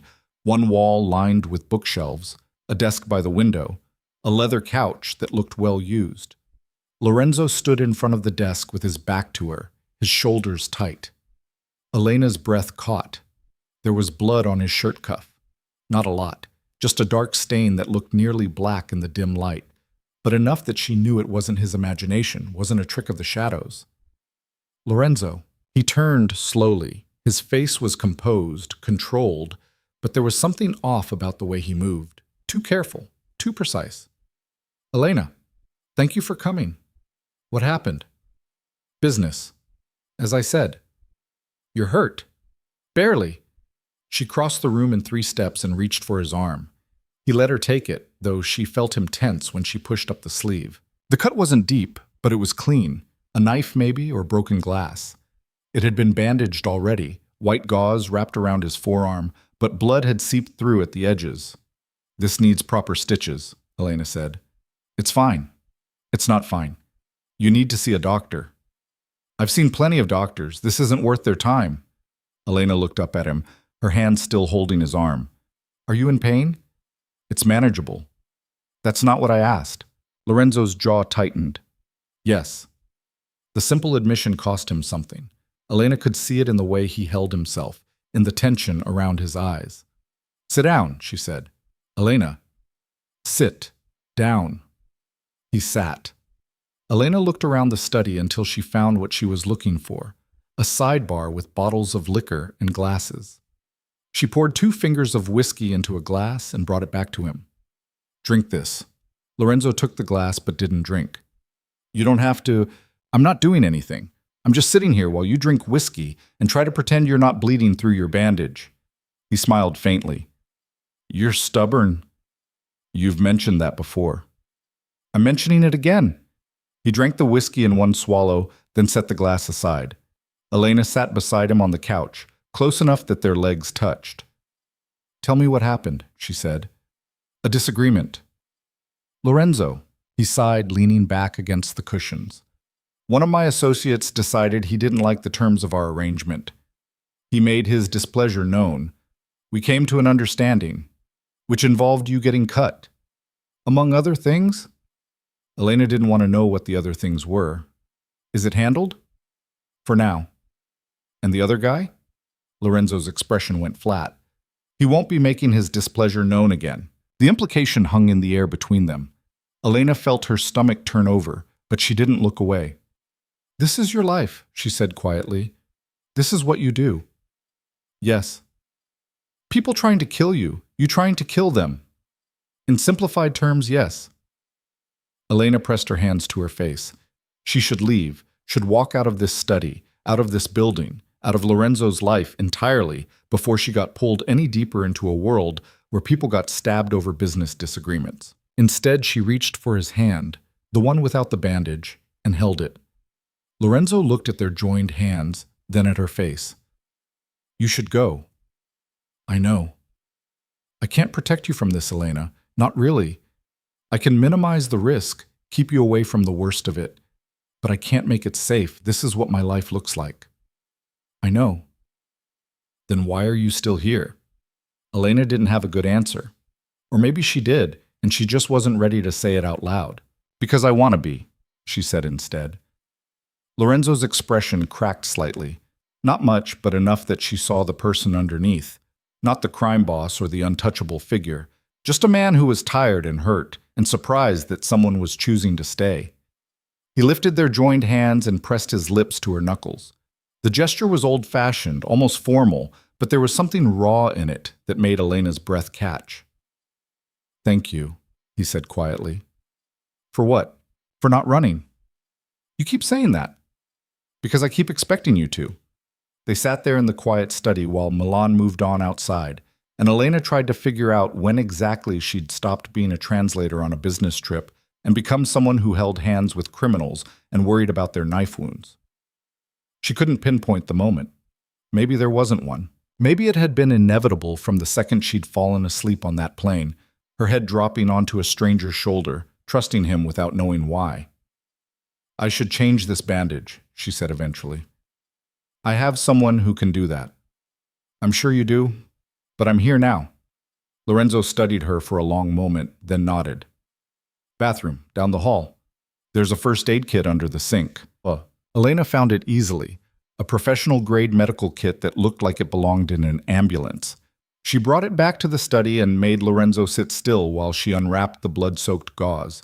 The cut was worse than she'd thought, clean but deep, running across the meat of his forearm. It had stopped bleeding, but only barely. "This really needs stitches," she said. "Later." "Lorenzo?" "Later, I promise." Elena cleaned it as best she could, her hands steady even though her heart was racing. She'd never done this before, never patched up someone who'd been hurt in a fight, never been this close to the kind of violence Lorenzo lived with. But her hands knew what to do anyway, moving with a competence that surprised her. When she finished, Lorenzo flexed his arm experimentally. "Better." "You're lying." "Only a little." Elena packed up the first aid kit and sat back down beside him. The adrenaline was starting to fade, leaving exhaustion in its wake. "You should rest," she said. "I will." "I mean actually rest. Not whatever it is you do that counts as rest." Lorenzo's mouth curved slightly. "What makes you think I don't rest properly?" "Because you look like you haven't slept more than 4 hours a night in about 10 years. 6.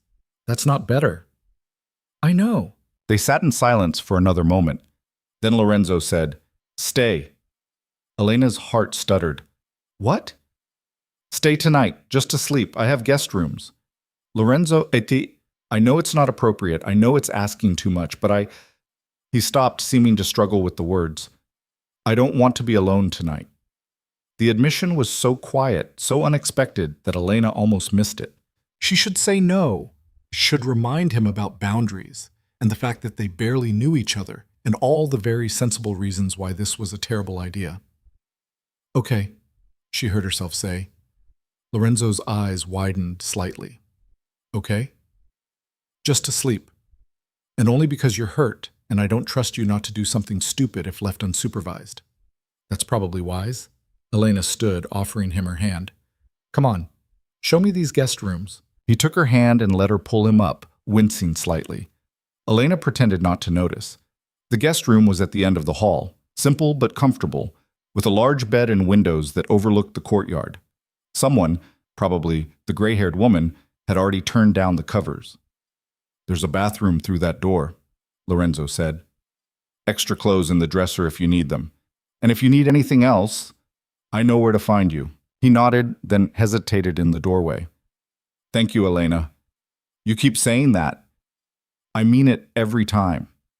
After he left, Elena changed into a t-shirt she found in the dresser, soft cotton that smelled like laundry detergent and nothing else, and climbed into bed. The room was quiet, the kind of quiet she never got in the city. Just the faint sound of wind in the courtyard trees and, somewhere distant, the hum of traffic. She lay there in the darkness, wide awake, thinking about blood on a shirt cuff and hands that held hers gently despite the scars. Thinking about how badly this was going to hurt when it ended. Because it would end. It had to. In 5 days, she'd be on a plane back to Boston, back to her real life, back to everything that made sense. This, whatever this was, existed in a bubble. A strange, dangerous, temporary bubble that would pop the moment she left Milan. Elena rolled over and pressed her face into the pillow. Somewhere down the hall, Lorenzo was probably not sleeping either. She wanted to go to him, to make sure he was okay, to sit with him in the quiet, to do something other than lie here alone. But she didn't.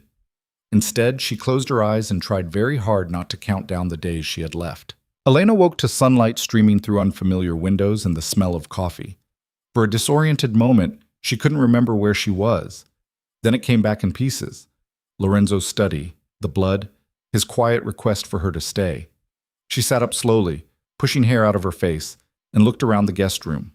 Her clothes from yesterday were folded neatly on a chair. She didn't remember putting them on. Someone had been in here while she slept. The thought should have unnerved her. Instead, she felt oddly cared for. She found her phone on the nightstand, 7:30 in the morning. 3 missed messages from the conference organizers about today's schedule, one from her roommate asking if she'd met any hot Italians yet, and nothing from Lorenzo. Elena pulled on yesterday's jeans and the borrowed t-shirt, ran her fingers through her hair in a futile attempt to tame it, and went to find him. The hallway was quiet. Downstairs, she could hear the faint clatter of dishes, voices speaking in low Italian. She followed the sound to a kitchen that was somehow both modern and timeless. White marble counters, professional appliances, copper pots hanging from hooks, windows that let in floods of morning light. The gray-haired woman from last night stood at the stove, stirring something that smelled incredible. She glanced up when Elena entered. "Good morning, Miss Carter. Coffee?" "Please. And you can call me Elena." "Maria." The woman poured coffee into a cup that looked hand-painted, added a splash of cream without asking, and handed it over. "He's in the garden." Elena took the coffee gratefully. "How is he?" Maria's expression tightened slightly. "Stubborn. Refused to see the doctor this morning. Said the bandage you did was sufficient." "It's not sufficient. That cut needs stitches." "I'm aware." "Perhaps you'll have better luck convincing him." Elena doubted it, but nodded anyway. She took her coffee and followed Maria's gesture toward a door that led outside. The garden was bigger than she'd expected, tucked behind the building where it couldn't be seen from the street. It wasn't manicured or formal, just a green space with old trees, a small fountain, stone pathways worn smooth by decades of feet. Lorenzo sat at a wrought iron table under one of the trees, a laptop open in front of him, his bandaged arm resting carefully on the armrest of his chair. He looked up when he heard her footsteps. "You're awake. You're working." Elena sat down across from him, cradling her coffee. "You should be resting." "I did rest." "For how long?" "Long enough." "Lorenzo." He closed the laptop and gave her his full attention. In the morning light, he looked tired, the kind of bone-deep exhaustion that came from too many years of not enough sleep. But his eyes were clear, alert. "How are you feeling?" she asked. "Better than yesterday." "That's not saying much." "No, it's not." Elena set down her coffee and reached for his injured arm. He let her unwrap the bandage carefully, both of them silent while she examined the cut. It looked better than last night. No fresh bleeding, no signs of infection, but it definitely needed proper medical attention. "You need stitches," she said, "so I've been told." "Then why haven't you gotten them?" Lorenzo was quiet for a moment. "Because the doctors I use ask questions I don't feel like answering today, and the ones who don't ask questions are difficult to reach on short notice." Elena rewrapped the bandage, her movements gentle but efficient. "That's the stupidest thing I've ever heard." "Probably." "You run a criminal organization, Lorenzo. You must have people who can handle this." "I do, and I will. Just not today." She wanted to argue, but something in his expression stopped her. He looked fragile in a way she hadn't seen before. Not weak, exactly, but human. Breakable. "Fine," she said, "but if it starts bleeding again or showing any signs of infection, you're seeing a doctor immediately. I don't care how inconvenient the questions are." Agreed. Maria appeared with a tray, fresh bread, butter, jam, sliced fruit, cheese. She set it down without comment and disappeared back inside. Elena realized she was starving. She tore off a piece of bread and slathered it with butter while Lorenzo watched with something like amusement. "What?" she said around a mouthful of carbs. "Nothing. You just look like yourself right now. As opposed to someone trying to figure out if they should run." Elena swallowed her bread. "I'm still figuring that out, actually." "I know." They ate in comfortable silence, the morning sun warming the garden around them. Birds sang in the trees. Somewhere nearby, a church bell rang 8 times. "I need to go back to the hotel," Elena said eventually. "Get cleaned up, change clothes. I have conference sessions this afternoon." "I'll have someone drive you." "I can take a taxi." Elena, she sighed. "Fine, but I'm capable of getting around the city by myself, you know." "I'm aware. Humor me anyway." "You ask that a lot." "Do I?" "Yeah, you phrase things like requests, but they're really just instructions dressed up to sound polite." Lorenzo's mouth twitched. "And yet you keep humoring me." "I'm starting to wonder why." "I have theories." "I bet you do." She finished her coffee and stood, brushing crumbs off the borrowed t-shirt. Lorenzo stood as well, moving carefully. "Tonight," he said, "I'd like to take you somewhere." Elena raised an eyebrow.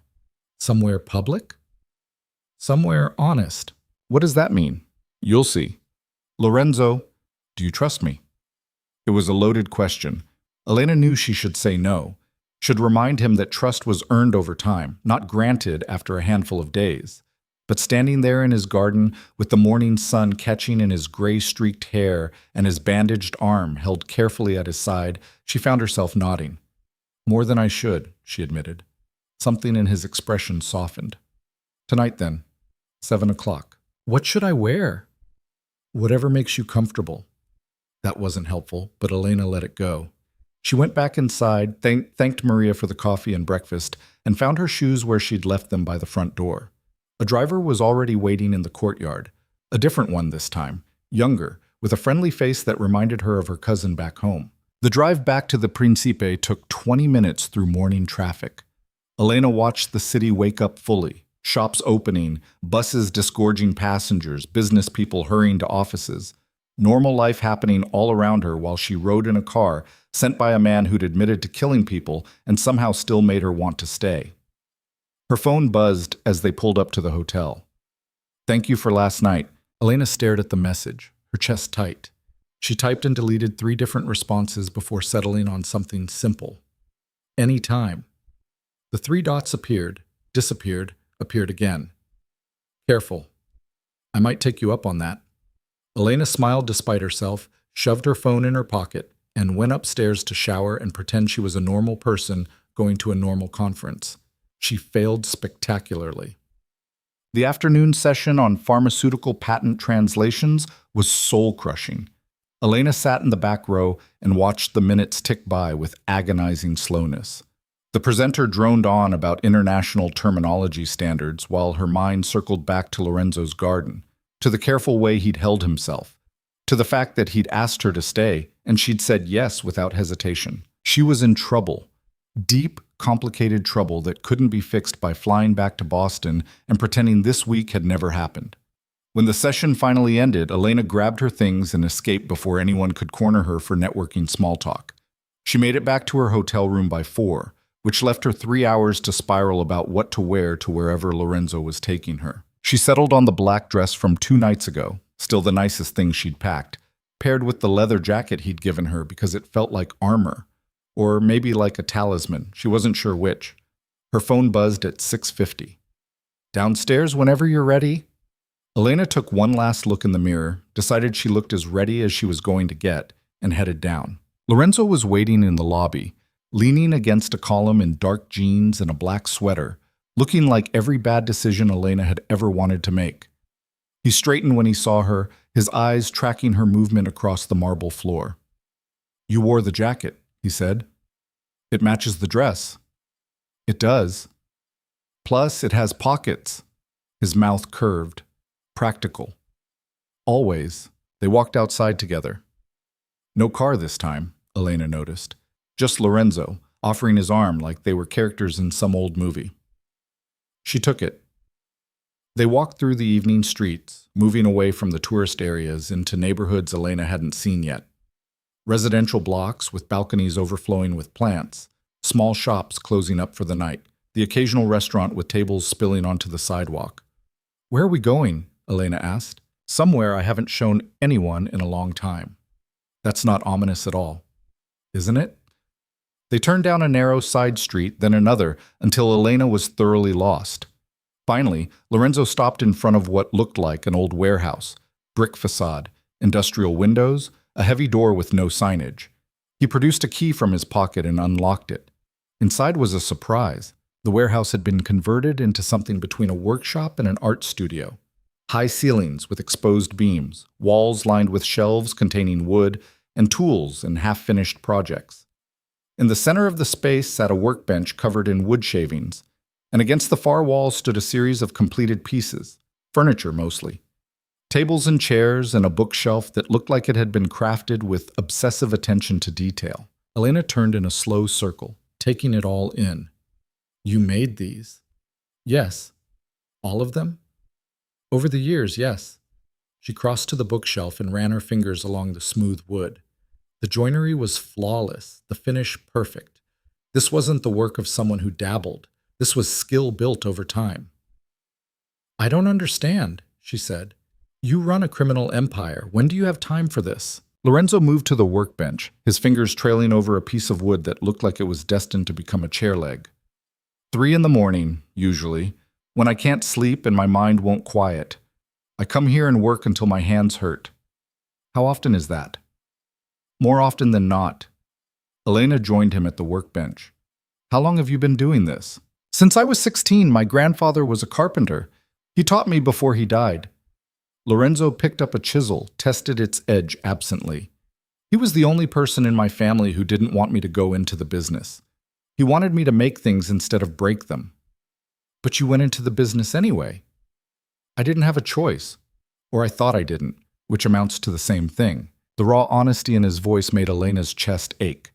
She wanted to ask more, to understand how someone went from learning carpentry from their grandfather to running organized crime. But something in his expression told her this was as much as he could give right now. Can you show me? She asked instead. Lorenzo looked at her, surprised. Show you what? How to make something, anything. I want to see you do what you actually love instead of what you have to do. He set down the chisel and studied her for a long moment. Then he nodded, a small smile playing at the corners of his mouth. All right. He pulled a fresh piece of wood from the shelf, something pale and smooth, and set it on the workbench. Then he handed Elena a pencil. Draw something, anything you want. Elena looked at the blank wood, her mind going empty. I'm not artistic. It doesn't have to be art, just a shape, a pattern, whatever comes to mind. She drew a simple curve, then another crossing it, then kept going until she had something that looked vaguely like waves or hills or maybe just random lines. Lorenzo watched without commenting. When she finished, he picked up the wood and examined her drawing. Good. Now watch. He selected a small saw and began to cut, his movements precise and controlled. The bandage on his arm made things awkward, but he compensated without complaint. Elena watched him work, mesmerized by the focus in his expression, the way his hands moved with certainty despite the injury. He switched to a smaller blade for the details, then sandpaper to smooth the edges. The random lines Elena had drawn transformed under his hands into something deliberate, something that caught the light and held it. 20 minutes later, he handed her a small wooden piece, smooth and warm from being worked, following the curve she'd drawn but refined, perfected. It's beautiful, Elena said softly. It's yours. She closed her fingers around it, the wood solid and real in her palm. Thank you. Lorenzo cleaned off the workbench, putting tools back in their places with the kind of automatic precision that spoke of ritual. Elena wandered around the space, examining the other completed pieces, each one telling a story about the man who'd made them. Why did you bring me here? She asked. Lorenzo paused in his cleaning. Because you asked me to be honest. And this? He gestured at the workshop around them. This is the most honest thing about me. Everything else is necessity or survival or legacy. This is choice. Elena turned to face him fully. And what am I? The question hung in the air between them, heavy with implications neither of them had voiced yet. Lorenzo set down the cloth he'd been using and crossed to where she stood. He stopped close enough that she could feel the warmth of him, but didn't touch. I don't know yet, he said quietly, but I'd like to find out. Elena's heart was doing complicated things in her chest. I leave in 3 days. I know. That's not enough time to figure anything out. Probably not. So what are we doing, Lorenzo? What is this? He reached up and tucked a strand of hair behind her ear, his touch gentle despite the scars on his knuckles. I think we're making a mistake that's going to hurt like hell when it ends. That's not encouraging. It's honest. And that was the problem, wasn't it? He kept giving her honesty, even when lies would be easier. Kept showing her who he really was, the violence and the woodworking, the crime boss and the insomniac who made furniture at 3 a.m, and trusting her not to run. She should run, should protect herself from the inevitable heartbreak. Instead, she stepped closer. Elena. Her name was a warning, or maybe a prayer. You said you wanted to find out what I am, she said. Maybe I want to find out too. Lorenzo's jaw tightened. I'm not a good man. I know. I can't give you normal. I can't give you safe. I know that too.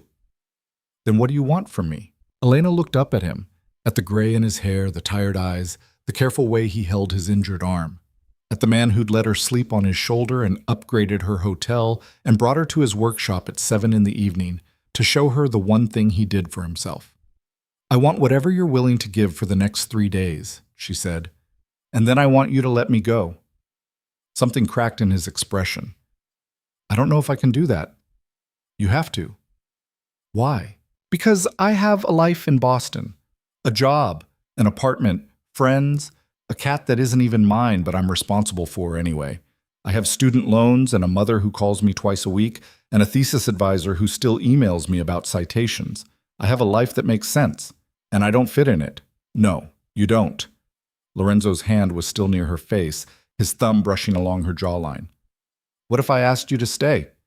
Elena's breath caught. "What?" "Not forever, just longer than 3 days. A week? A month? However long it takes to figure out what this is." "Lorenzo, I know it's insane. I know I have no right to ask. But I'm asking anyway." Elena's mind was spinning. Stay in Milan. Stay with Lorenzo. Extend her trip. Cancel her return flight. Call her clients and tell them she needed more time. It would be easy to say yes. Easy to fall into this strange, dangerous thing and see where it led. But easy wasn't the same as right. "I can't," she said, and watched something die in his eyes. "I can't just abandon my life on a whim because of something that might not even work." "Is that what you think this is? A whim?" "I don't know what this is. That's the problem." Lorenzo dropped his hand and stepped back, his expression shuddering. "You're right. I'm sorry. I shouldn't have asked." "Don't do that." "Do what?" "Go cold on me because I didn't give you the answer you wanted. I'm not—" He stopped, ran his uninjured hand through his hair. "I don't know how to do this, Elena. I don't know how to want something I can't have." "Then maybe you need to learn." The words came out harsher than she intended. Lorenzo flinched slightly, and Elena immediately regretted it. "I'm sorry," she said. "That was unfair." It was honest. Still unfair. They stood there in the workshop, surrounded by the evidence of Lorenzo's hidden life, and the space between them felt wider than it had moments ago. Finally, Lorenzo spoke. "What if we make a deal?" "What kind of deal?" 3 days. Like you said, we spend them together, really together, not just dinners and careful conversations. And at the end, we both walk away. Clean break, no regrets, no what-ifs. Elena's throat felt tight. "You think you can do that?" "I think I have to try." She wanted to say no, wanted to tell him that spending 3 days pretending they could have something real would only make the ending worse. But looking at him now, at the vulnerability he was trying so hard to hide, she found herself nodding. "Okay, 3 days. But, Lorenzo?" "Yes?" "When I leave, you don't follow me. You don't call, you don't text, you don't send drivers or upgrade my flights or any of the other things you've been doing. You let me go." His jaw worked. "That's a hard promise to make." "It's the only one I'm asking for." Lorenzo was quiet for a long moment. Then he extended his hand, the uninjured one, like they were sealing a business deal. 3 days. Then you walk away, and I let you." Elena took his hand. His grip was warm and firm, and shaking on it felt like signing away something she couldn't get back. 3 days, she agreed. They left the workshop together, Lorenzo locking the door carefully behind them. The walk back through the evening streets was quieter than the walk there, both of them lost in their own thoughts. When they reached the hotel, Lorenzo stopped at the entrance. "Tomorrow," he said, "I want to take you somewhere outside the city." "Where?" "You'll see." Elena should probably demand details, should establish boundaries about his habit of mysterious destinations. But she was tired of fighting the pull between them. "What time?" she asked instead. "Early, 6 a.m. "That's not early. That's middle of the night." 6:30 then. "Still cruel, but I'll manage." Lorenzo's mouth curved slightly. "Good night, Elena." She started to walk inside, then turned back. "Lorenzo?" He was still standing there, hands in his pockets, looking at her with an expression she couldn't quite read. "Thank you for showing me your workshop. Thank you for not running when you saw it. I thought about it." "I know." Elena smiled despite the ache in her chest. "Good night." She made it to her room before the tears started. Not dramatic sobbing, just a quiet leak of emotion she couldn't quite name. She sat on the edge of the too-soft bed and looked at the small piece of carved wood Lorenzo had given her, tracing the curves with her fingertip. 3 days. Then she'd go home, and this would become a story she'd tell herself late at night when she couldn't sleep. The week she fell for a criminal in Milan and walked away anyway. Her phone buzzed. Sleep well. Tomorrow will be worth the early wake-up, I promise. Elena set the carved wood on the nightstand where she could see it and typed back a response. It better be. Then she changed into pajamas, climbed into bed, and tried very hard not to count down the hours she had left. The next morning came too soon. Elena's alarm went off at 5:45, and she seriously considered throwing her phone across the room. Instead, she dragged herself into the shower and stood under the hot water until she felt marginally human. By 6:20, she was downstairs, nursing a coffee from the hotel bar and trying not to yawn. Lorenzo appeared at 6:30 exactly, looking unfairly alert in jeans and a dark blue Henley, carrying 2 paper bags that smelled incredible. "Breakfast," he said, holding up the bags.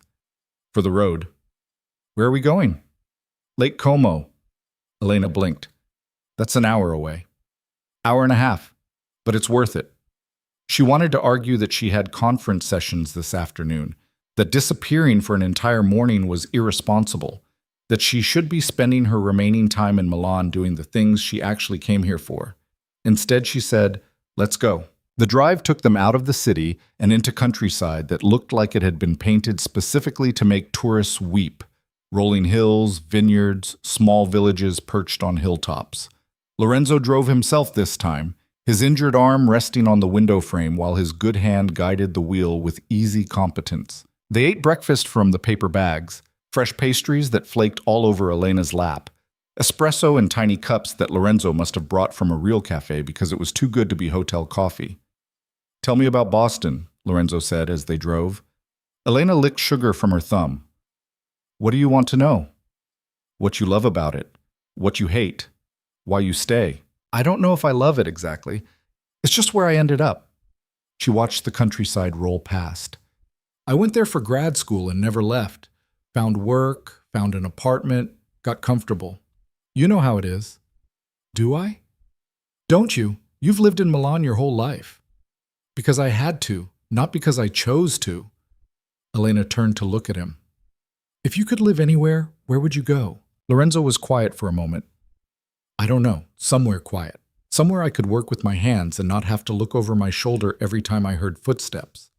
"That sounds lonely." "Maybe. But it also sounds peaceful." They drove in silence for a while, the car eating up miles of Italian highway. Elena found herself watching Lorenzo more than the scenery, the way he drove with casual confidence, the occasional wince when he moved his injured arm wrong, the faraway expression that suggested he was thinking about something he couldn't or wouldn't share. "Can I ask you something?" she said. "Always." "Why organized crime? I mean, you're obviously smart. You could have done anything." Lorenzo's jaw tightened. "Legacy. My father ran the organization before me, his father before him. It's been in my family for 4 generations." "But you didn't want it." "What I wanted didn't matter. I was the oldest son. It was expected." "You could have walked away." "Could I?" He glanced at her briefly before returning his eyes to the road. "You don't walk away from families like mine, Elena. You either take your place or you disappear permanently. Those are the only options. What about now? You're in charge. You could..." "What? Dismantle everything and hope the power vacuum doesn't spark a war that kills dozens of people? Hand it off to someone less principled who'd turn it into something worse?" He shook his head. "It doesn't work that way. The best I can do is run it with as much restraint as possible and try not to become the monster everyone expects me to be." Elena didn't have a response to that. Because he was right, probably. She didn't know enough about his world to offer solutions. Didn't know if solutions even existed. They reached Lake Como just after 8. Lorenzo parked near a small marina, and they walked along the waterfront, past tourist shops that were just opening and restaurants setting up tables for lunch. The lake stretched out before them, impossibly blue, with mountains rising on all sides. "It's beautiful," Elena said. "It's touristy, but yes, beautiful." Lorenzo led her to a dock where a small boat waited. Nothing fancy, just a wooden vessel with an outboard motor and cushioned seats. He handed her in carefully, then climbed in himself and started the engine. "You're taking me out on the lake?" "I'm taking you to the only place in Como that tourists don't ruin." They motored away from the shore, the engine loud in the morning quiet. Elena trailed her fingers in the water and watched the villas along the coastline slip past. Grand buildings with manicured gardens, some occupied, some shuttered for the season.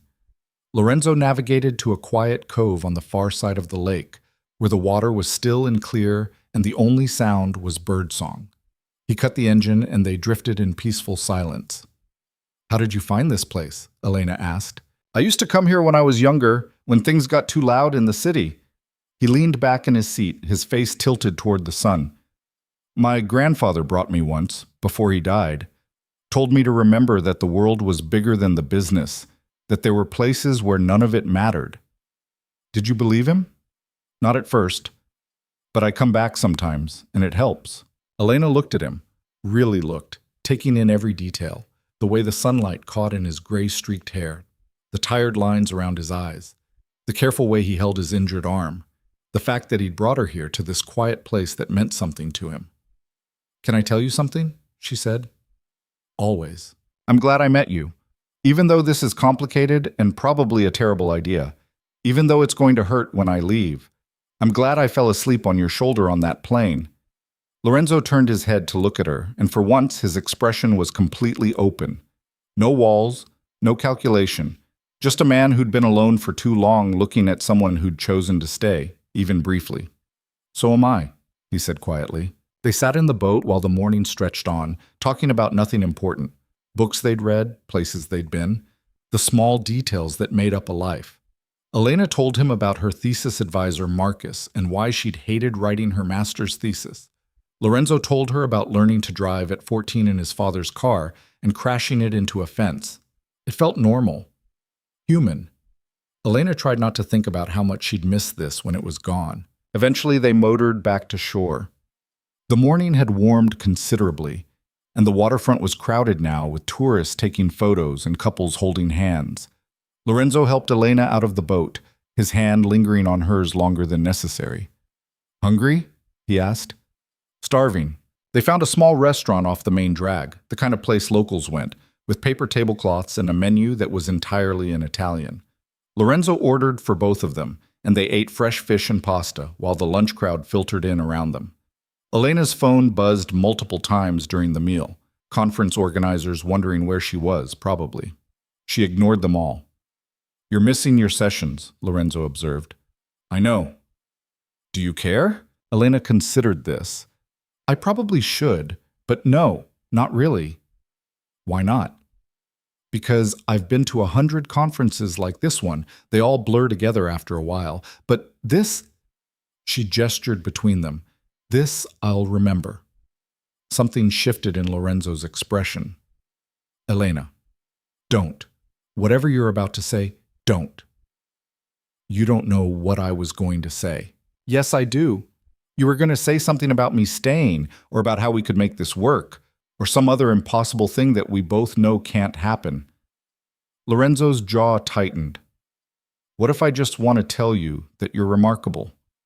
The words hit her harder than they should have. Elena set down her fork carefully. "I'm not remarkable. I'm just a translator who fell asleep on a stranger. You're a translator who looked at a criminal and decided to stay anyway, who patched up my arm without flinching, who asked to see my workshop instead of running when I showed you who I really am." He leaned forward slightly. "You're more remarkable than you know." Elena's eyes were stinging. She blinked hard, refusing to let tears fall in the middle of a restaurant. "2 more days," she said quietly. "Let's not make this harder than it needs to be." Lorenzo nodded slowly. "All right, 2 more days of whatever you want. Name it, and it's yours." "I want easy. I want to pretend we're normal people who met under normal circumstances and are just enjoying each other's company." "I can do that." "Can you?" "I can try."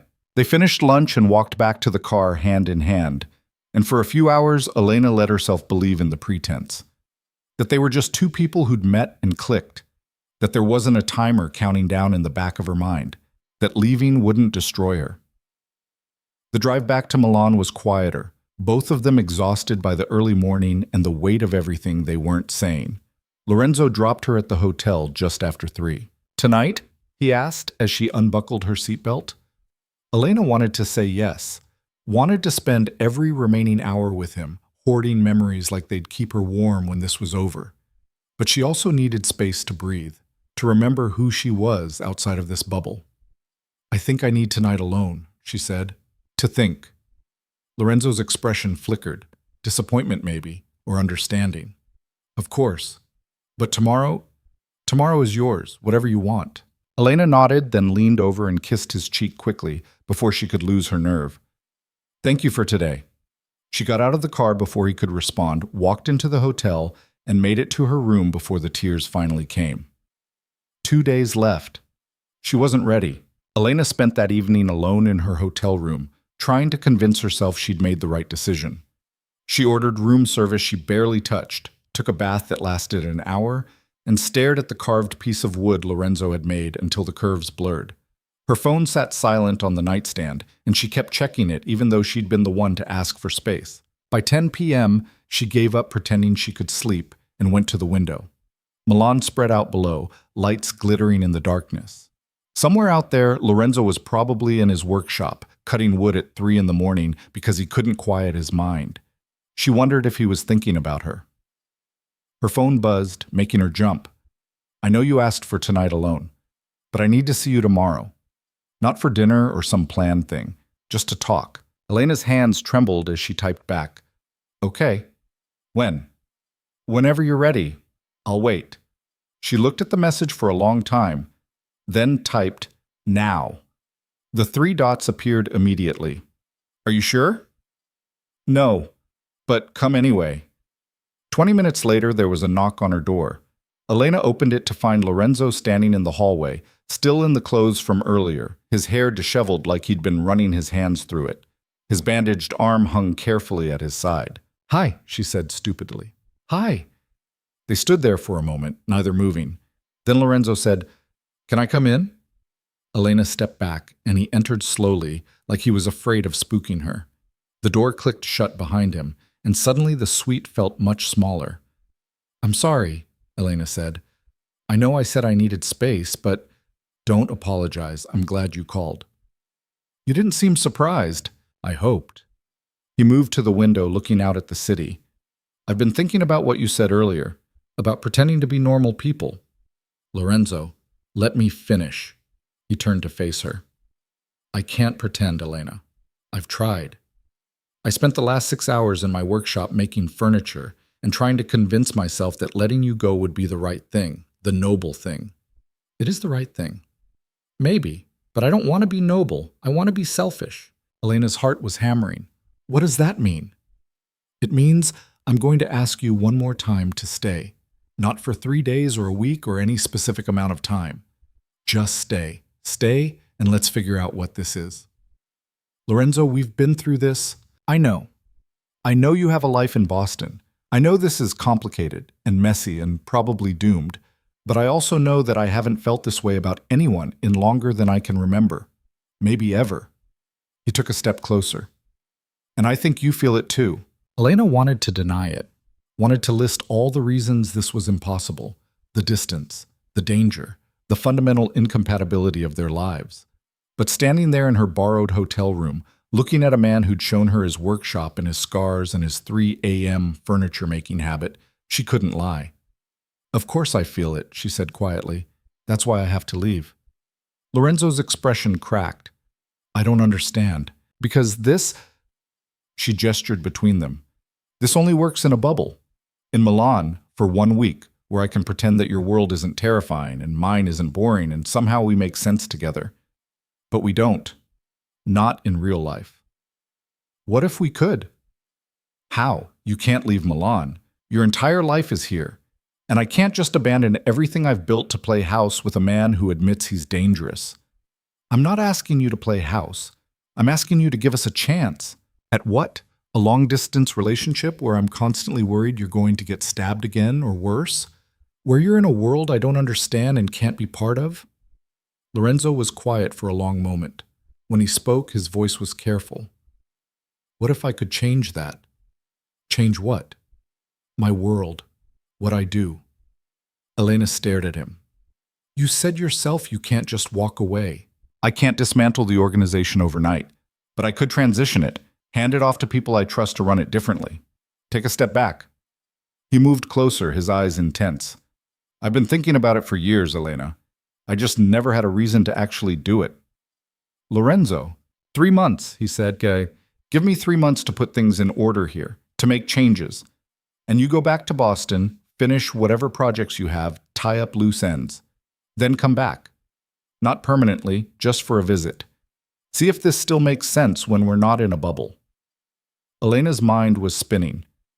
You're talking about restructuring a criminal empire because of someone you met a week ago. Yes. That's insane. Probably. You could get killed trying to change things that fast. I could get killed crossing the street. I've been careful my whole life, Elena. Calculating every risk, every move. And I'm tired. I'm tired of being alone. I'm tired of building furniture at 3 a.m. because I can't sleep. I'm tired of living like I'm already dead. His voice dropped. You make me want to be alive again. Elena felt tears threatening. What if it doesn't work?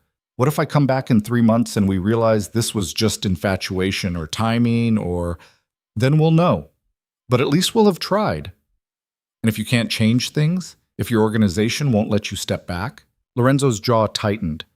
Then I'll walk away anyway. Let them kill me or replace me or whatever they decide, because I'm not spending the rest of my life wondering what could have happened if I'd been brave enough to try. Elena pressed her hands to her face. This was too much, too fast, too impossible, but also, devastatingly, exactly what she wanted. I need conditions, she heard herself say. Lorenzo's expression shifted, hope carefully contained. Name them. First, you see a real doctor about that arm. Today. No arguments. Done. Second, you're honest with me about what you're doing. If things are dangerous, if you're in trouble, I need to know. No protecting me by keeping me in the dark. Agreed. Third, if I come back in 3 months and this doesn't feel right, if the bubble has popped and we don't make sense in real life, we end it cleanly. No drama, no trying to change each other's minds. Lorenzo hesitated on that one. That's the hardest promise. It's the most important one. He was quiet for a long moment, then nodded. All right, 3 months to restructure my life. Then you come back, and we see if this is real. And if I decide not to come back? Pain flickered across his face. Then I'll accept it. But you have to promise to actually make the decision, not just avoid it out of fear. Elena wanted to argue, but he was right. Running away was easier than choosing, and she'd spent most of her life choosing easy over honest. Okay, she said. 3 months. But Lorenzo? Yes? I'm terrified. He crossed the remaining distance between them and pulled her into his arms, carefully, mindful of his injury. Elena buried her face in his chest and let herself shake. So am I, he admitted against her hair. They stood like that for a long time, holding each other in the middle of an expensive hotel room, making promises they might not be able to keep. The next morning, Elena woke to find Lorenzo already awake, sitting in the chair by the window with his phone, typing one-handed. Did you sleep at all? She asked. He looked up. A few hours. I've been making calls. What kind of calls? The kind that start the process of stepping back. He set the phone aside. I have a meeting this afternoon. It won't be pleasant. Elena sat up, pulling the blankets around herself. How not pleasant? The kind where people might try to kill me. He said it so matter-of-factly that it took a moment to register. Lorenzo. I'm joking, mostly. He stood and crossed to the bed. It'll be fine. Difficult, but fine. I'm telling my closest associates that I'm transitioning control over the next 3 months. Some will understand. Some won't. And the ones who don't? Will be dealt with. Elena didn't ask what that meant. When do you leave? 2 hours. But first, he held up his phone. I found a doctor who makes house calls and doesn't ask questions. He's coming here in 30 minutes. House calls to hotels. I'm very persuasive. You mean you paid him an absurd amount of money? That too. The doctor arrived exactly 30 minutes later. A thin, nervous-looking man carrying a medical bag who took one look at Lorenzo's arm and started speaking rapid Italian. Lorenzo responded calmly, and after a brief argument that Elena couldn't follow, the doctor got to work. The stitches took 20 minutes. Elena held Lorenzo's good hand the entire time, feeling him tense whenever the needle went through. When it was finished, the doctor bandaged the arm properly, left instructions in English for Elena's benefit, and departed with a thick envelope that Lorenzo handed him without counting. "How much was in there?" Elena asked after he left.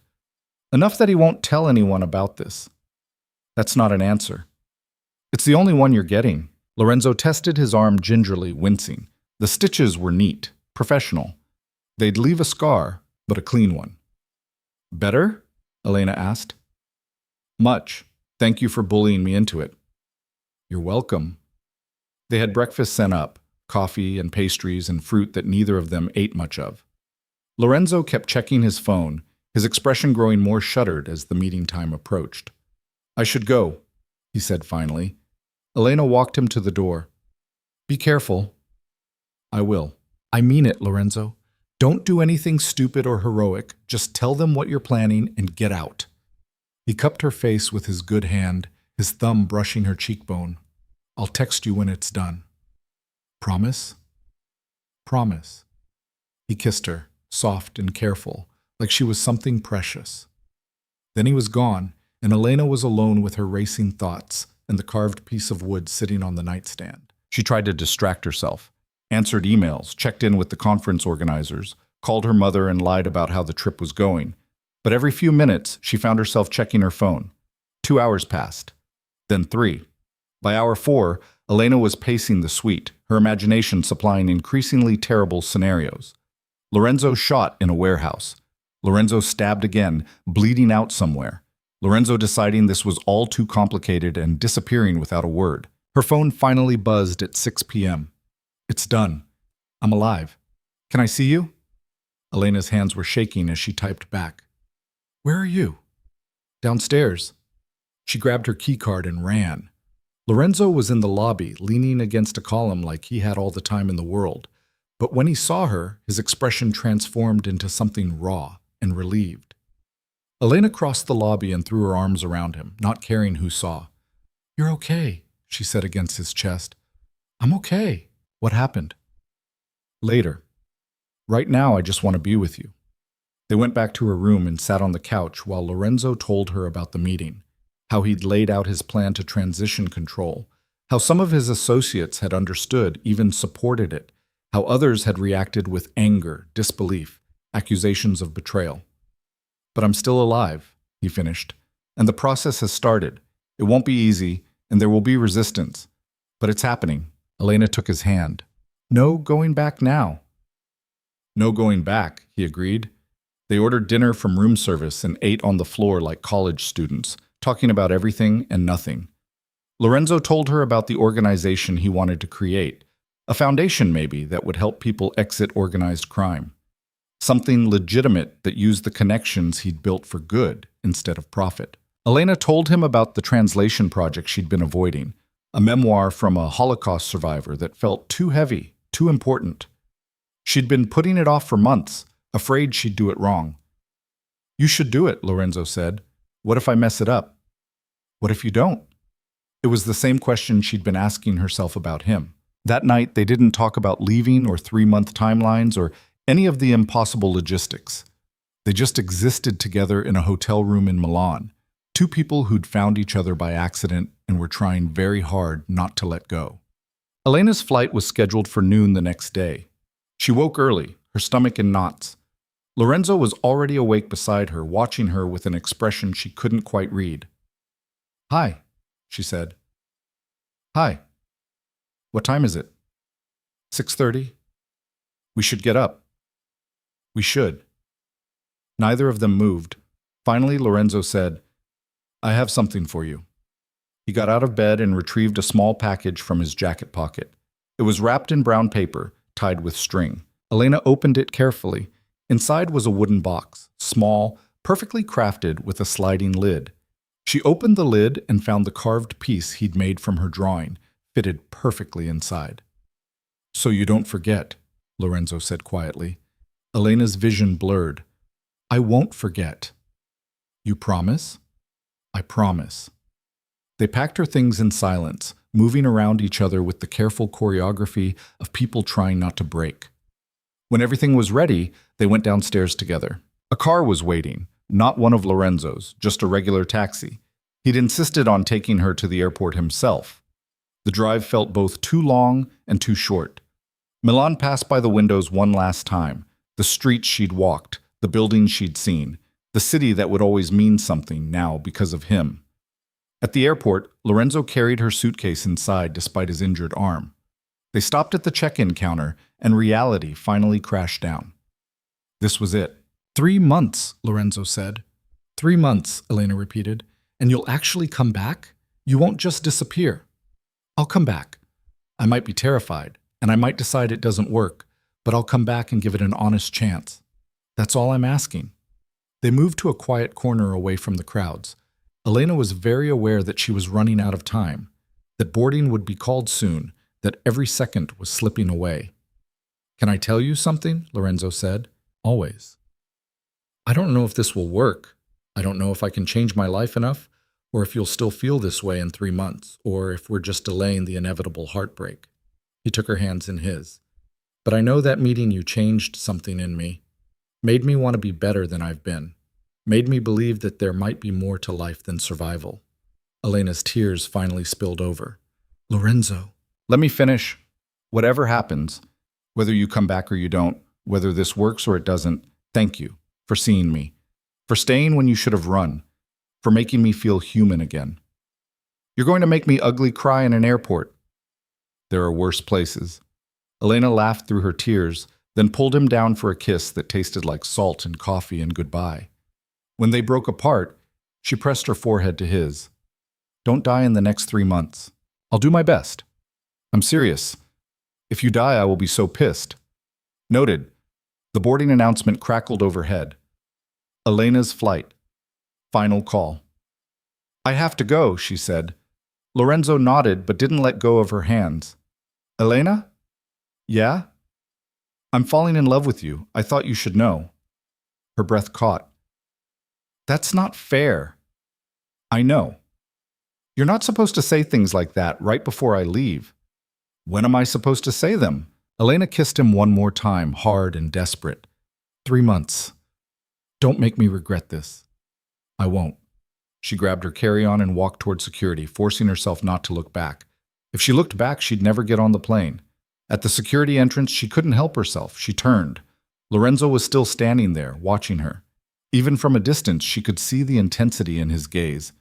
Elena raised her hand in a small wave. He raised his back. Then she went through security and didn't let herself cry until she was on the plane. The flight back to Boston was endless. Elena sat in her assigned seat, economy this time, no mysterious upgrades, and stared out the window. She'd pulled out the wooden box from her carry-on and held it in her lap like a talisman. The woman next to her eventually asked about it. It's from someone I met in Milan, Elena said. Someone special? Elena turned the box over in her hands, feeling the smooth wood, the perfect joints. Yeah, someone special. Long distance is hard, the woman said sympathetically. Elena smiled.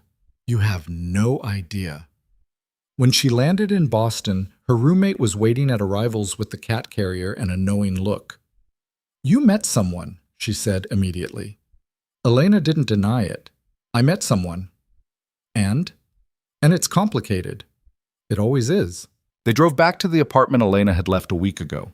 It looked exactly the same, her books on the shelf, her coffee mug in the sink, her life waiting exactly where she'd left it.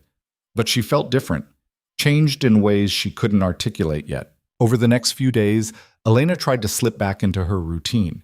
She worked on translations, answered emails, had coffee with friends who wanted to hear about Milan. She told them about the conference, the city, the food. She didn't tell them about Lorenzo. That felt private, sacred somehow. A week after she got back, her phone buzzed with an unknown international number. It's me. I got a new phone, safer this way. How are you? Elena saved the number under Lorenzo, Milan, and typed back, adjusting. How's the transition going? Slowly, but happening.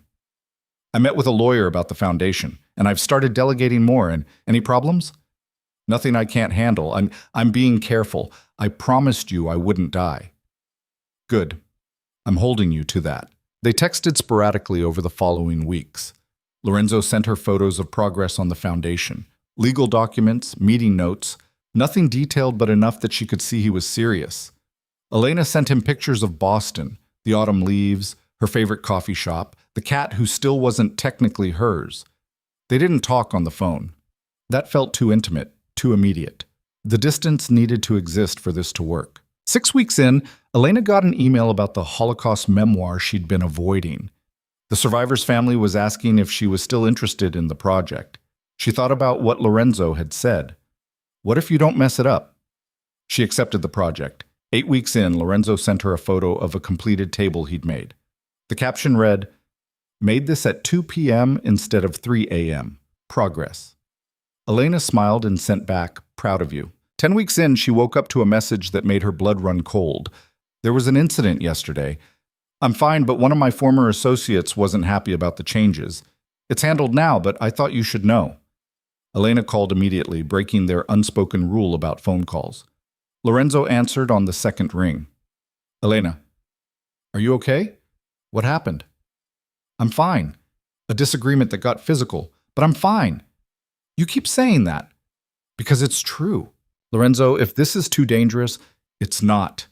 Or it won't be, just growing pains." He paused. "I'm still here, still working toward this. Are you?" Elena looked around her apartment, at the life she'd built, the safety of it, the predictability. Then she looked at the wooden box on her nightstand that she'd been carrying from room to room like a security blanket. "Yeah," she said, "I'm still in." "Good. But you have to promise me you're actually being careful, not just saying you are. I promise." "Elena?" "Yeah?" "I miss you." Her throat went tight.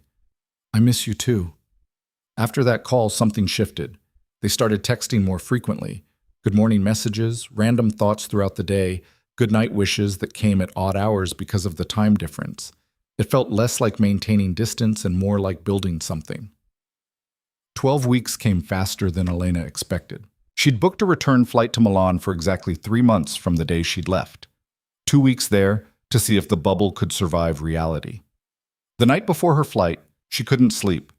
She kept second-guessing everything, the decision to go back, the wisdom of risking her heart on something so unlikely to work, the logistics of trying to build something with someone whose life was so different from hers. Her phone buzzed at 2 a.m. Boston time. "Can't sleep?" Elena smiled. "How did you know?" "Because I can't either. I'm nervous." "About tomorrow?" "About disappointing you. About this not being what you remembered. About having changed my entire life for something that might not work." Elena sat up in bed, her heart aching. "And if it doesn't work? Then at least I'll know I tried, that I chose something for myself instead of just accepting what was handed to me, that I was brave enough to want more." She typed and deleted several responses before settling on, "I'm scared too." "Good. That means it matters." It really does. "Get some sleep, Elena. I'll see you tomorrow." "Tomorrow," she agreed. But she didn't sleep. She lay awake until her alarm went off, then dragged herself through the motions of getting ready. Her roommate drove her to the airport with the cat in the back seat, meowing indignantly. "You're doing something insane," her roommate said as they pulled up to departures. "I know, but you're doing it anyway." "I am." Her roommate smiled. "Good. You've been playing it safe your whole life. It's about time you did something reckless." Elena hugged her goodbye, grabbed her suitcase, and went inside.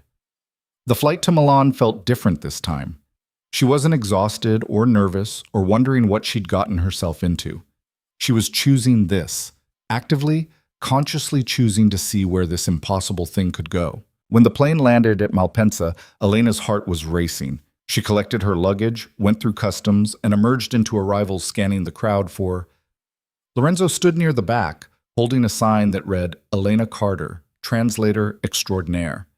She laughed out loud and crossed the space between them at something close to a run. He caught her with his good arm. The injured one was healed now, just a scar visible below his rolled-up sleeve, and held on tight. "Hi," he said against her hair. "Hi. How was the flight?" "Long, but worth it." Lorenzo pulled back enough to look at her face. He looked different, less tired maybe, or less haunted, like 3 months of change had lightened something in him. Ready to see if this works in real life? He asked. Elena kissed him instead of answering, there in the middle of the airport with people flowing around them. When they broke apart, she was smiling. Let's find out. The next 2 weeks weren't perfect. They argued about small things, where to eat, how much time Elena needed to work on her translation project, Lorenzo's tendency to make decisions without consulting her. They had awkward moments, adjustments, times when the reality of their different lives crashed into the bubble they'd been trying to maintain. But they also had mornings in Lorenzo's garden, evenings in his workshop, nights talking until they fell asleep mid-sentence. Elena met Maria properly and learned that the gray-haired woman had worked for Lorenzo's family for 30 years and worried about him like a son. She met some of Lorenzo's former associates who'd supported his transition and were helping build the foundation. She saw him testify at a hearing about organized crime reduction, not as a criminal, but as someone trying to create pathways out. She watched him field phone calls about the foundation, make decisions about which programs to fund, slowly build something legitimate from the ruins of his old life. It wasn't easy. There were still threats, still resistance from people who wanted him back in the organization. There were nights when he woke up from nightmares he wouldn't talk about, days when the weight of everything felt too heavy.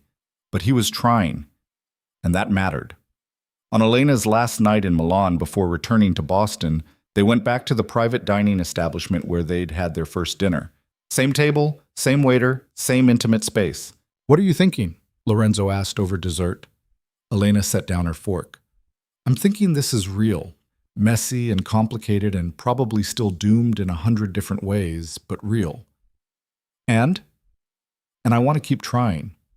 Relief washed over Lorenzo's face. "So do I. But we need a plan. I can't keep flying back and forth indefinitely, and you can't leave Milan right now. What if you stayed longer next time? A month, maybe 2. Work remotely, see how it feels to actually live here instead of just visiting. And if that works, then we figure out the next step. Maybe you split time between here and Boston. Maybe I eventually move to the States once the foundation is stable. Maybe we find some third option we haven't thought of yet." Elena reached across the table and took his hand. "You'd really move to Boston?" "I'd move to Antarctica if it meant being with you." "That's dramatic."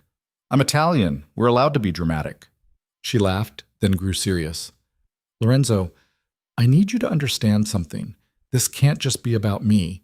You can't restructure your entire life around someone you barely know and then resent me if it doesn't work out. You think I did this just for you?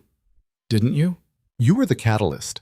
But I did it for me, because I was tired of the life I was living, because I wanted to be someone I could be proud of instead of someone I had to justify." He squeezed her hand. "You gave me the courage to change, but the change is mine." Elena felt tears threatening. "I'm falling in love with you too. I should have said it before." "You're saying it now. That's what matters." They left the restaurant hand in hand and walked through the night streets of Milan. It was cold now, December in Italy, nothing like the warm September when Elena had first arrived. But it felt right somehow, like they'd come full circle and were starting something new. At Lorenzo's building, they stopped in the courtyard. "Come upstairs," Lorenzo said. "It's late. I should—" "Elena." He pulled her close. "Come upstairs. Stay with me. Not as a guest, but as someone who belongs here." Elena looked up at him, at the man who'd let her sleep on his shoulder, who'd shown her his workshop, who'd changed his life because she'd made him want to try. And she made a choice. Okay. They went upstairs together to the home Lorenzo had built from old stone and new dreams. And for the first time since she'd met him, Elena didn't count down the time she had left. Because this wasn't ending anymore. It was just beginning. 3 years later, Elena stood in the garden behind Lorenzo's building, their building now, and watched him work. He'd converted part of the ground floor into a proper workshop that didn't require late-night commutes. The foundation had grown beyond anything they'd imagined. Offices in 3 cities, programs that had helped more than 200 people exit organized crime and build legitimate lives. Lorenzo had scars from the transition, physical ones from altercations in those early months, emotional ones from the weight of change. But he'd survived. They'd survived. Elena had made Milan home while keeping Boston as a backup. 6 months here, 6 months there, a life split between two cities and two languages, and twice as many coffee cups. Her translation work had expanded. The Holocaust memoir had been published to critical acclaim, leading to more projects, bigger ones. She'd learned Italian. Not perfectly, but enough to order coffee and argue with Maria about whose turn it was to cook dinner. She'd learned to live with the lingering danger that came with Lorenzo's past, the way certain names still made him tense, the security measures that would probably never fully go away. And Lorenzo had learned to let her go when she needed space, to trust that she'd come back, to build a life that included someone else's dreams alongside his own. They'd gotten married 6 months ago in a small ceremony in the garden. Just Maria, Elena's roommate who'd flown over with the cat, and a handful of people from the foundation. No pomp, no spectacle. Just two people who'd found each other by accident and chosen each other on purpose. "What are you thinking about?" Lorenzo called from where he was sanding a table. Elena crossed to him, wood shavings crunching under her feet. "I was thinking about that flight, when I fell asleep on your shoulder." "You mean when you drooled on my suit?" "I prefer to remember it as resting gracefully." "That's not what happened." "My memory, my version." Lorenzo set down his sandpaper and pulled her close, heedless of the sawdust covering his clothes. "Best drool I ever experienced." "That's disgusting." But true. Elena looked up at him, at the gray that was spreading through his hair, at the laugh lines that had appeared as the haunted look faded, at the life they'd built from the ruins of his old one and the safety of her careful one.